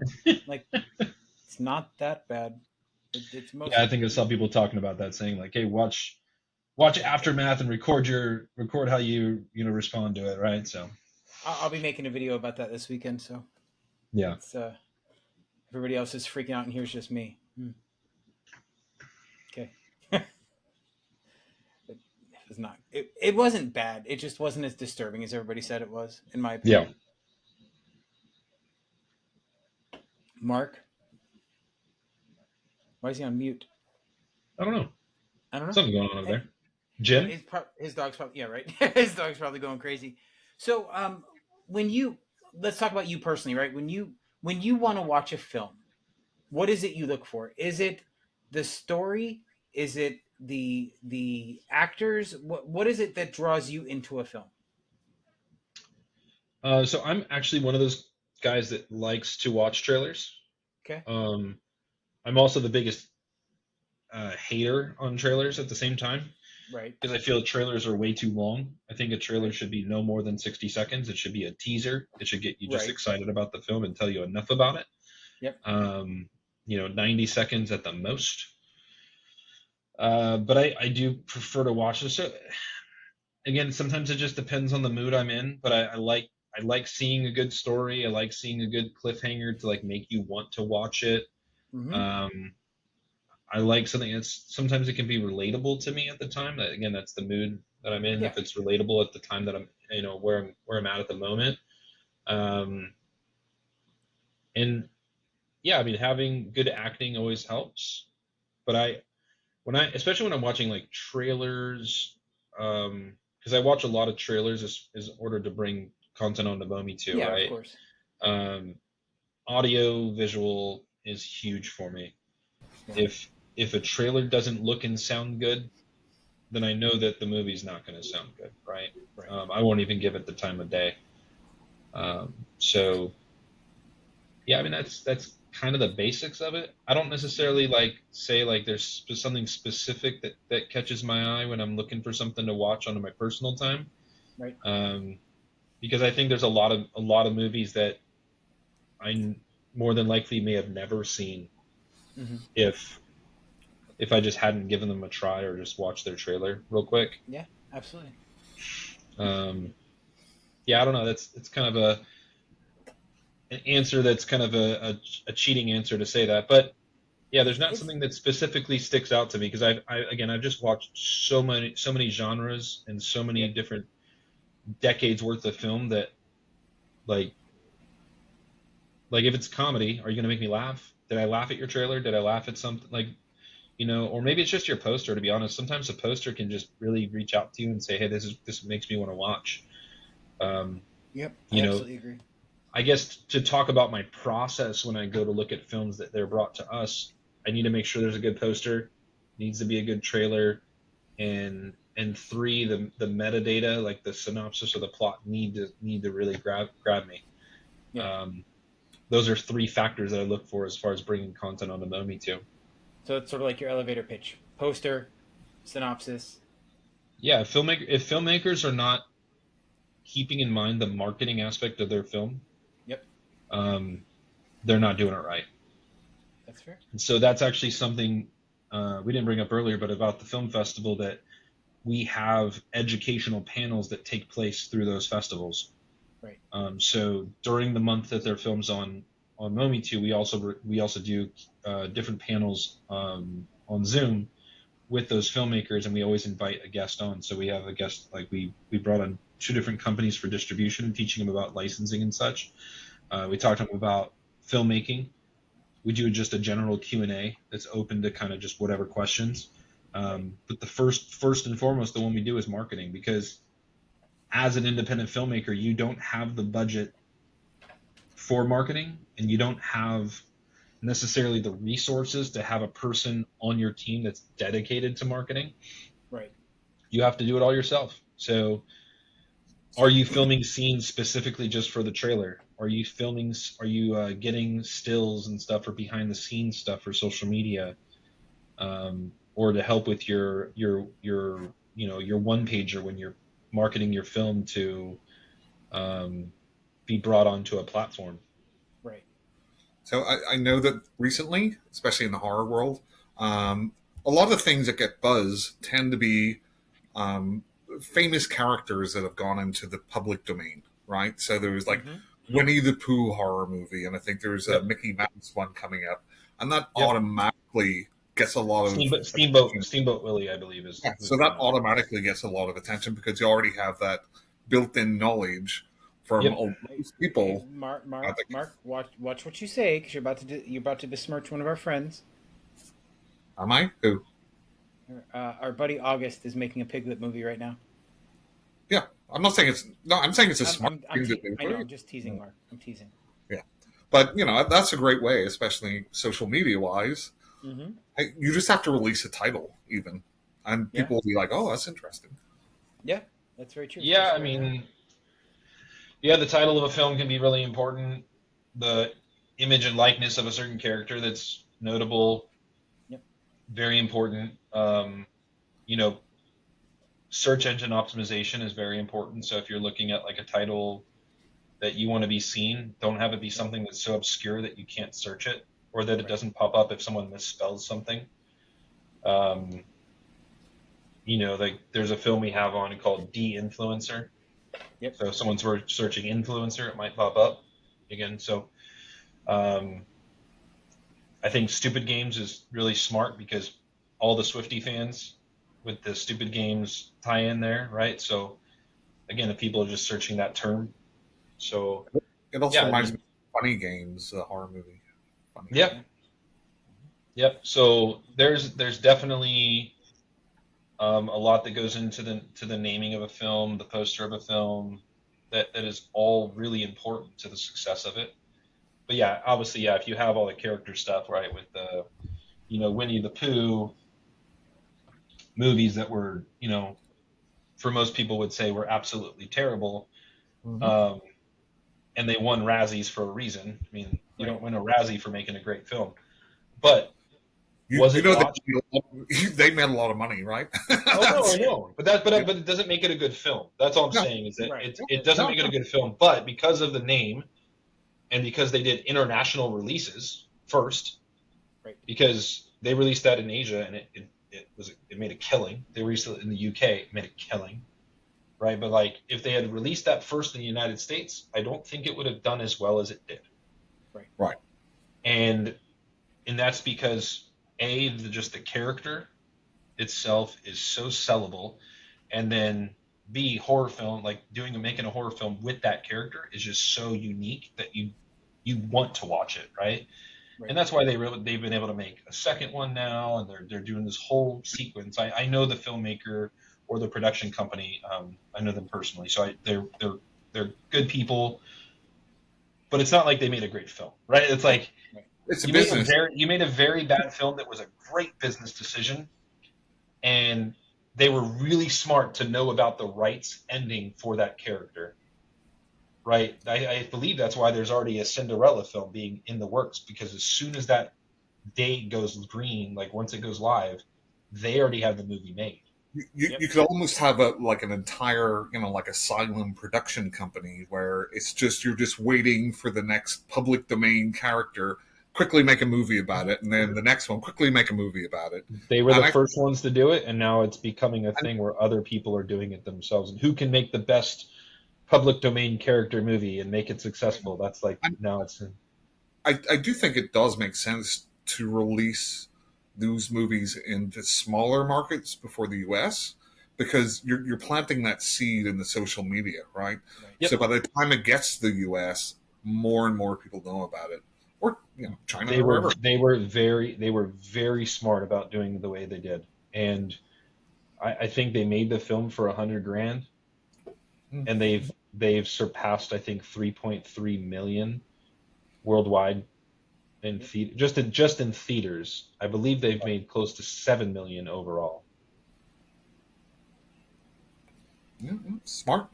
Smart. Very smart. So, but again, we go to like, was it even a good movie? No, it was not. It was really bad. But there are some people that think it was a great movie because they're just into that type of film, right? So we go back to before I said, like, hey, independent content, make your film, make your movie, because there's an eyeball for everyone. Yep. Like there's a film for everyone's eyeballs, and you have to just make it and get it out there, because again, you look back to we're talking about Peter Jackson and bad taste. Mm-hmm. In today's eyes, would that be a 10 out of 10? No. But like maybe even not even back then. But again, he made a film, and then look what that led to, right? That he progressively got better and better and better, and now he's one of the directors that's probably one of the most well-known directors in the world, and has made one of the most well-known franchises. Right. In fact, Winnie the Pooh, Blood and Honey, 5.2 million. Woo! Yep, it's actually over 7 though. Like, I just talked to their team 2 weeks ago or last week. The days are blurring, but either way, yeah, they made over 7 million overall now, because it's also available on for rental and purchase and stuff like that as well. I actually did not watch it initially, but I finally sat down and watched it, and I thought it was okay. It wasn't as terrible as I thought it was going to be. Yeah, and I think you go in with the mindset, right? Like if you go in, for the people that initially watched it and thought this is going to be the best thing ever, Winnie the Pooh as a killer, and then they're disappointed, right? You go in with your expectations. I think that's part of it. Yep, absolutely. I am going to say I'm royally jazzed for Bambi the Reckoning. That looks like it's going to be amazing. Oh, there was that Grinch one too, right? Yeah, David Howard Thornton plays the best weird characters. Like he was perfect casting in the Mean One. Yep. No, there's going to be a lot of those, and I think they're going to get better over time. Yep. Oh, I've got an idea for filmmakers out there. Get these public domain characters and have them all in one movie fight each other. They're already building the Pooniverse, Mark. You're late to the game. Who are they fighting? They're going to bring. That's where Bambi's coming from. That you have Pooh, Piglet, all of them. They're all going to be involved in. They're calling it the Pooniverse. No, I want to see like Mickey Mouse and Winnie the Pooh, or Screamboat Willie is coming, Mark. It's going to be part of that. It's already in. I think it's already been made. It's just it's in post. Yep. So it's coming. Yeah. No, they're all going to get made, and there's going to be new characters, and then in potentially in 50 years from now there'll be more characters to then create movies from. So you know what? Since my idea wasn't like a new one, I'm still going to make a movie with all of these characters, but they're all just going to like hostile type torture Jim for 90 minutes. Look, I'm dying in this book. I'm not ashamed to admit it. That's why I bought the T-shirt. I will be a character in this book, and I will be brutally murdered. Sorry, Jim. Did I mention it was going to be a documentary? Mark, congratulations on having a very unoriginal idea. Yes. Keep it up, buddy. Proud of you. You're special, just like your mom said. Yeah. Jim, do you want to talk about moms for a minute? No, Mark, I don't. No. Mark believes that my mother has traumatized me by showing me ghost rape at a very young age. Well, I was 5 years old when I was on a horror movie set. My dad was the director, and he decided to put my brother and I into the movie. So if you go on Mometu, you can search, because we got the rights to that. So you go search Night of the Beast. You'll find my 5-year-old self about 32 minutes in, and a couple other places as well. But that movie originally was called Lucas's Child. I see that. But I believe that was my, like, the month that I was off of school. And so instead of daycare, I was on a movie set. And I got exposed to a lot of things that I probably should not have been exposed to at a young age. That came out the year I graduated high school. There you go. Oh, God. Mark, we're old. Yeah, so I was on, I think I was a first AD on a film when I was like 10 years old. Wow. Yep, but that was daycare back then. That was summer break or winter break or whatever it was at the time. If anybody wants to know, his character's name is Mark. Yes, that's a great name. Yes. Yeah. I have an IMDb credit. Yes, I see that. Funny. I'm looking on IMDb, and they put those tags in it, right? And it's porn actor in a mainstream movie, child detective, and sex with a policeman. Is that all true? I'm not sure where you're looking at, but it's on IMDb. What are you looking up? They put the tags in, beheadings or the tags. Yeah. For Night of the Beast. Yeah. Let's see. Yeah. There's so porn actor in mainstream movie, warehouse, child detective, sex with a policeman, tears of blood, and 30 more. Yes. These are all plot keywords. It's a 3.3 out of 10 for a reason.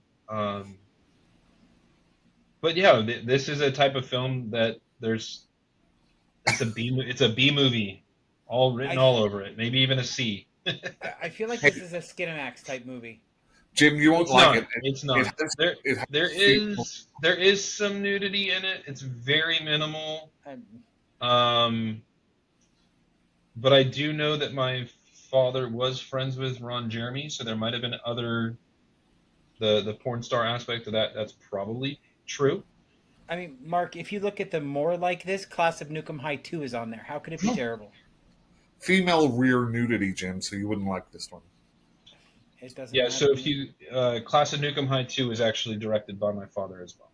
Oh, really? Wow. Wow.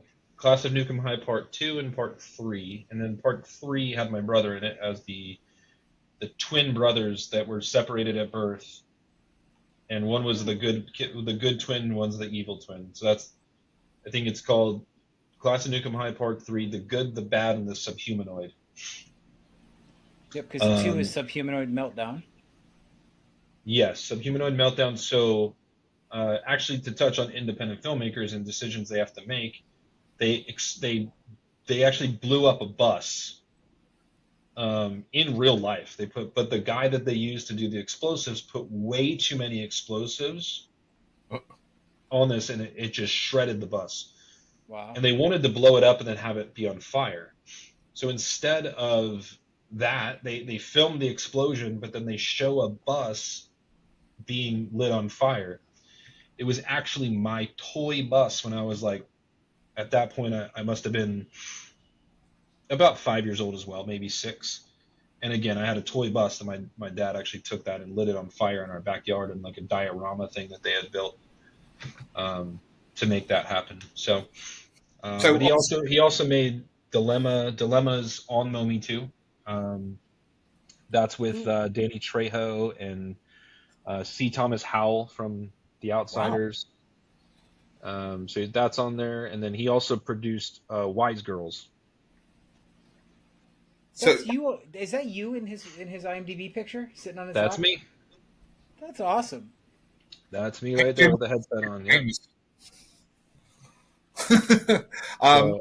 So if he directed Class of Nukem High, that's Lloyd Kaufman, right? That's Trauma movies.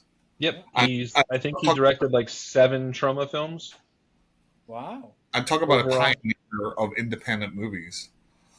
Yeah. Yeah. So I have to go back to which ones they were, but Bikini Beach Race. I don't know if that was Trauma or not. It might have been. There was, in some of them he didn't use his name. He had a pseudonym name too for some of them. But oh gosh, what was it called? Fortress of America is a Trauma film. Yeah, but I see that on his list. But it's America with KKK. Yeah. Mm-hmm. Lust for Freedom might have been one of them. Again, there's I gotta look at the actual director. Let me see if I can go to the director cuts and not the. Here we go. Yeah, so Fortress of America, Lust for Freedom, Wilding, Class of Nukem High. I think Bikini Beach Race was as well. Class of Nukem High 3. But yeah, I think there was like a total of 7 of them. That's awesome. Yeah, and actually, so very strange connection, but my wife's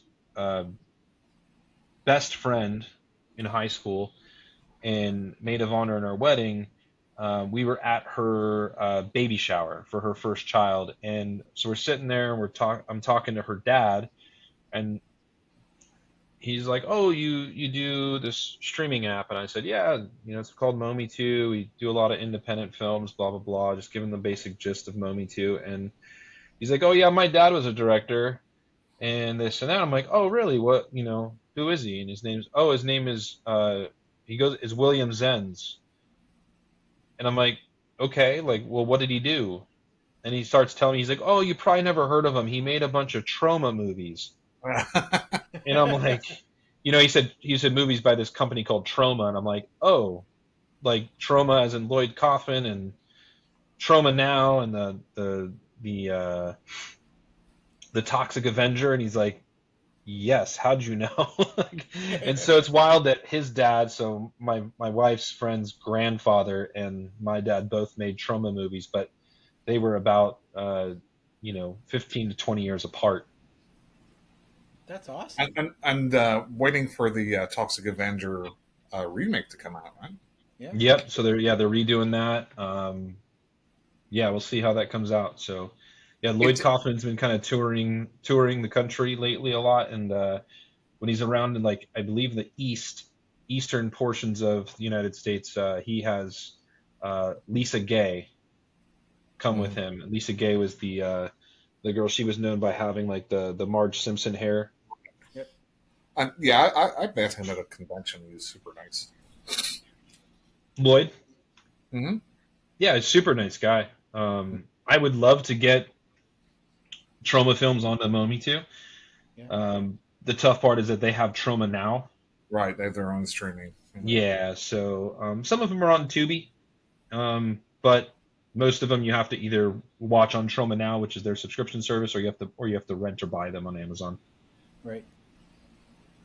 My favorite But is yeah, Professor Holt. Yeah, that's Lisa Gay played Professor Holt. Like, wasn't the 80s an incredible time where you had a Toxic Avenger cartoon? Yeah. Like, what? Oh, yeah, amazing. It's good. It's good stuff. But yeah, growing up on film sets and doing that was an interesting childhood. It actually made me not want. It actually made me not want to be in the entertainment world. Right. And this opportunity kind of pulled me back in because it was really more so about people and helping the independent filmmakers be seen more so than it was about making movies, right? Right. And so that's why I jumped all over it. It was a great opportunity to be able to help filmmakers and also their families, have a better opportunity, which, again, would have benefited me if I was a child in this era. So I try to look at it from that standpoint and try to just help content be seen so that their lives can hopefully be better. That's awesome. See, Mark, I meet good people. You make fun of TikTok, but that's how I hooked up with Bryan. That's how we met. Very good, Jim. You jealous yet, Mark? No. I'm not going on TikTok. You're what? I'm not going on TikTok, Jim. No, nobody wants you on TikTok, Mark. No, it's okay. No. Yeah. Bryan, thanks very much. And I think, Jim, will we move on to our what we've watched section?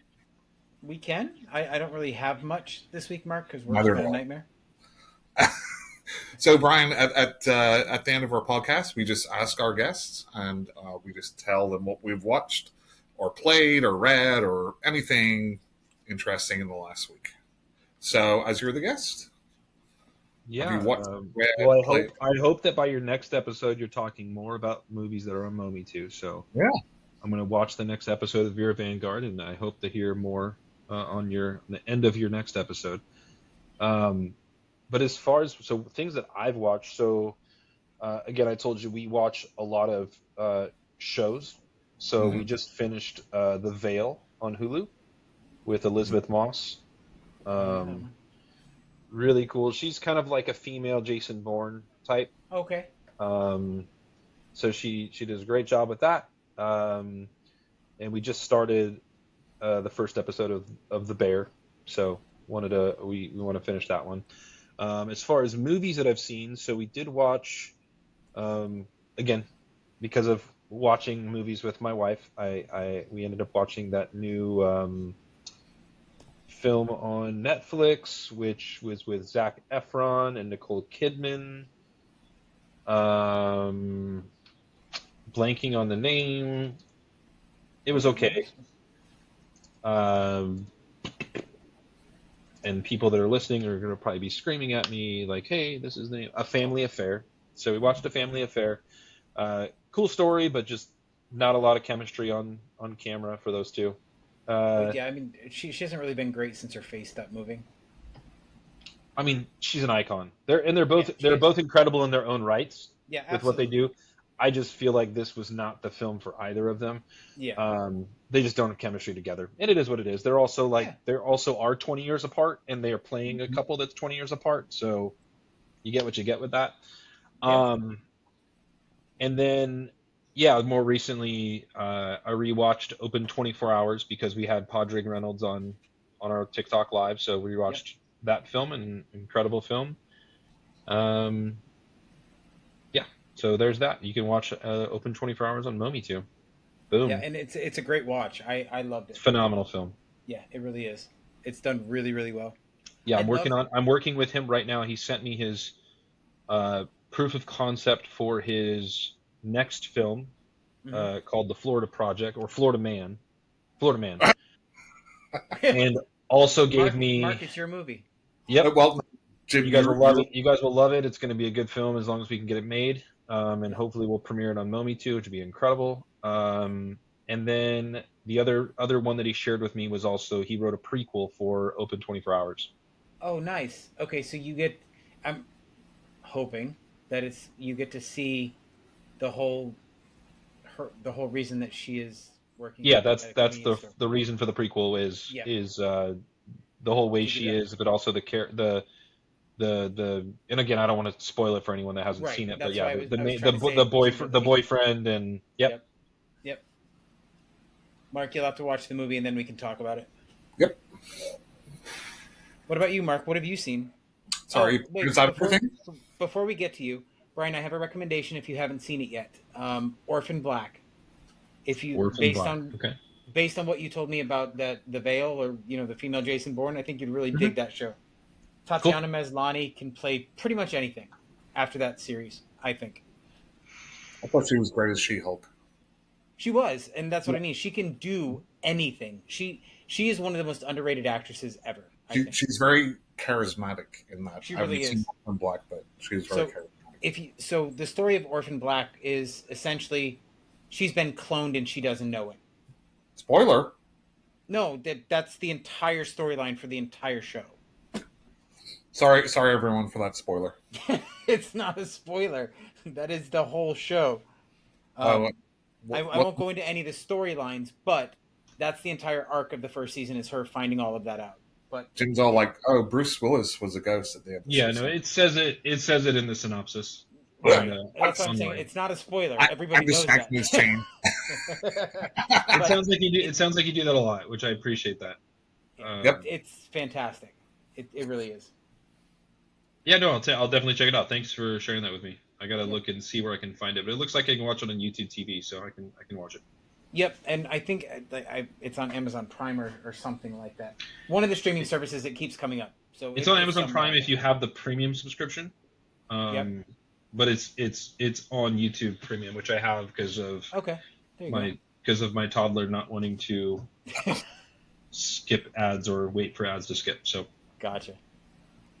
Anything else you wanted to talk about? Brian? I would just say that you guys are both incredible, and thanks for having me on. But as far as content, no. I mean, that's what I've watched in the last week. If you want to stick to that. Before we let Mark run his mouth, why don't you give out your social handles and stuff again so that people know where to find you or Mometu? Yeah, to where you can find Mometu is very simple. So you see Mometu, Mometu. Just add the word free in front of it. So at free Mometu. You can find us on TikTok, which is where I found Jim, where we found each other. It's also where you can find us on Instagram, Facebook, X, and I'm missing one, YouTube. Yep. And if you're not knowing where those are, or if I missed one, just go to mometu.com, mometu.com, and you could scroll down and you can find the link to that. So if you're doing that from your mobile phone, you can click on that. It'll take you right to whatever social media platform that we are on via that click. And then you can also find where Mometu is available for download for free. Awesome. Mark, you want to run your mouth now? I was going to say, I would hope anybody listening to a podcast probably knows where to go, but that's good extra information. So, Jim, I did not watch an awful lot because, I went on that cruise last week, right? You did. Yep. So, you know what the funny thing is? So, if I was going this week, they would have had to change our ports because that hurricane's heading directly where we were. Yes. So I haven't watched a lot, so I know I'm behind. I've probably got an episode of The Boys to watch. Yep. I did watch one movie, Jim. You're very familiar with this, so I'll just pop you the title, and if you can just explain to our audience the plot and your thoughts on it. So this is 1989's Beyond the Door 3. See, this is his way of trying to belittle me, Brian. He knows I have no idea what the fuck he's talking about. You've seen the original Beyond the Door, though, right? No. So what was that most famous for, Jim? I have no idea. I've just established I haven't seen it. That was most famous for Warner Brothers suing it because they said it was too close to The Exorcist, and they wouldn't release it in movie theaters. Although it's more of a Rosemary's Baby meets The Exorcist. Anyway, Beyond the Door. You know what? I did read something about that this weekend, which is weird. Because Jeff just posted about it. Oh, okay. That's where it is. Got it. So Beyond the Door 3 has got nothing to do with Beyond the Door. They just got the rights to the title, and they just slapped the title on. So the original title was Amok Train. AMOK Train. Okay. Which makes much more sense because most of it is on a train, but the train is like possessed. Oh. So what it will do, there's like people it wants to kill, so like it'll come off the tracks and go through like a marshland and like run over people and behead them and then make its way back onto the tracks. It's like a weird satanic. Well, no, it's not all about the train, but there's a long section on the train as far as runtime. Yeah. It's more about this girl was born and she's destined to be the bride of Satan and blah, blah, blah, blah, blah. But the train is kind of possessed while they're on it. I know. It's actually really fun. I dug, and it looks beautiful. I don't know, like, how much money they spent on it, but it looks beautiful. I'm conflicted. Anyway. That's not new. Anyway, yeah, so Beyond the Door 3 is a recommend. Okay. And you don't need to have seen the first one. And I haven't seen the second one. So do I got it? Yeah, that's it. So I watched a documentary last night called Sharksploitation. Yep, seen it. And this is all about Jaws ripoffs, essentially. Mm-hmm. Piranha and all that stuff. But in there, they mentioned a movie that I now am desperate to find, and I just found it on YouTube, so I'll be watching it. It's called Tank, which is a Bollywood version of Jaws, where they never stop singing, even while they're being eaten. So I cannot wait. I cannot wait. But I did listen to a book called Fantastic Land, which was absolutely awesome. It is about an amusement park in Florida on the East Coast, just north of Daytona Beach. Fictitious, obviously. And there's a Category 5 hurricane that traps people in the park, and it's sort of like Lord of the Flies in a theme park. A little more on the extreme horror side. The only complaint I have about it is I don't think that the situation would have devolved as quickly as it did in the book, because it took like 9 hours for the first murder to occur. I think that's jumping the gun a little bit, but overall it's a solid story. I enjoyed it. There's an American Dad episode that's like that. Yeah, but 9 hours before people start offing each other. They have all the water they can drink, they have all the food they would need. So in 9 hours, they're going to go all Lord of the Flies and just start killing each other? That is a problem in like a lot of movies too, where it's just like nobody would go that crazy that quick. Right. Unless you're pretty much. But yeah. I did like the rest of the story. Other than that one fact, I thought it was really well done. And then we already talked about Exquisite Corpse. That was probably one of my favorite reads of the year. It was absolutely amazing by Poppy Z. Bright. It's about a gay serial killer couple and the things that they do to people once they find each other. It's absolutely bonkers, and I loved every minute of it. Mark? So just before we say goodbye to Bryan, Jim, I just wanted to ask you, have you seen the trailer for Long Legs yet? God damn it. Have you heard of that movie? God damn it. I hate you, Mark. I'm so tired of hearing about Long Legs. I have no desire to see it anymore. You better not check your Facebook profile. What? You better not check Facebook then. Well, when I got home, I checked Facebook. I had 7 tags in crap about Long Legs. You have more than that now. Just in case that wasn't me. Just in case you missed it. It was you. I guarantee it, because you started it. Now it's you, James Kane, and Jeff. Oh, even Kaz is tagging me in this. More people are now doing it. So, Bryan, if you want to tag him, and can you tag somebody in TikTok? I don't know how TikTok works. Yes, you can. Just tag him with the long. Have you heard of the Long Legs, Bryan? Have I? Oh yeah, of course. Yeah. Okay. So if you just tag Jim with it on TikTok, that would be awesome. I'll do it for you. Not a problem. Got you. If you want to do it daily or hourly or whatever fits into your schedule. If you want to I get don't- your I don't- friend to tag into, So I really come to appreciate and respect Jim, and I've loved the relationship that we've been able to build thus far. So Yeah. I will keep it to a minimum, but I'll make sure that he knows that if I do it once, no, it's not coming from me, Jim. No, it's coming from Mark. I'll blame Mark. Don't you worry. That's Perfect. not a problem. well, I don't want you to miss out, Jim. I'm trying to help you. I'm not going to watch it now, Mark. Thank you very much. Watch what? I'm not even talking about it. I will say I'm super excited because we are a little over a month away from Alien Romulus. That's going to be amazing. Mm-hmm. Hopefully, fingers crossed. Hopefully, Fede Alvarez doesn't disappoint. Don't get me started. Yep. And being that I have a toddler and don't get much time to go to the theaters, I will probably not get to see it for quite some time. But I am looking forward to it when I get a chance to see it. I'm a little bit of a fan. Yep. There you go. Wow, that thing has long legs, Jim. Shut up, Mark. I'll just observation. I do have the power to mute you. Keep it up.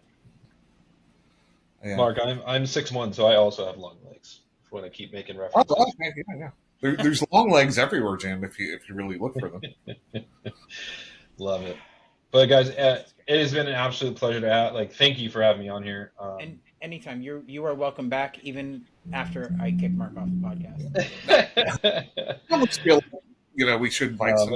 It's been an absolute honor to be on here, guys, and honestly, Mark, it's been great getting to know you, Jim. Obviously, to get you know a little bit more. Glad you guys have got to learn a little bit more about Mometu and our mission, our outlook on what the future looks like for us, and what we're trying to do. So. And to also give a little bit of light to the festival. I'm glad you guys brought that up first because I think that's something that could really be a game changer for a lot of up and coming filmmakers down the road. So I think it's fantastic. I was a little disappointed that I didn't find out about Mometu till the day before the festival ended. So yeah, it is important. The timing of me getting into the kind of learning more about the TikTok horror community. I didn't know it is as evolved and as big as it is. I would have loved to push that a little bit more. I think I just kind of started to get to know people, and I didn't want to be that guy. So, but yeah, there's always next year. So exactly. We are playing, like I said, we have Good Boy on there, so you can check that one out as far as the horror thriller category. We'll be doing that for sure. And then we're gonna have we're working on bringing all 7 of those short films back onto Mometu, the 7 of the winners, and so there's a great horror thriller, more of a horror movie though, called Wilderness that you'll have to check out. Oh yeah, absolutely. That one horror thriller sci-fi. It was made by a student from the University of Kentucky. Oh, nice. Yep, that's awesome. And I'm going to pass your website along to a friend of mine because I think he might benefit from getting to know you a little bit. So I appreciate that. But I am getting the notification in my ear that we do need to end the podcast because the batteries are low on my headset because we're 2 hours in. So, yep. I'm gonna just a mere 2 hours. Yeah, no problem. I'm gonna hit the stop button, but give me a couple minutes just so everything finishes uploading, and then we'll be good.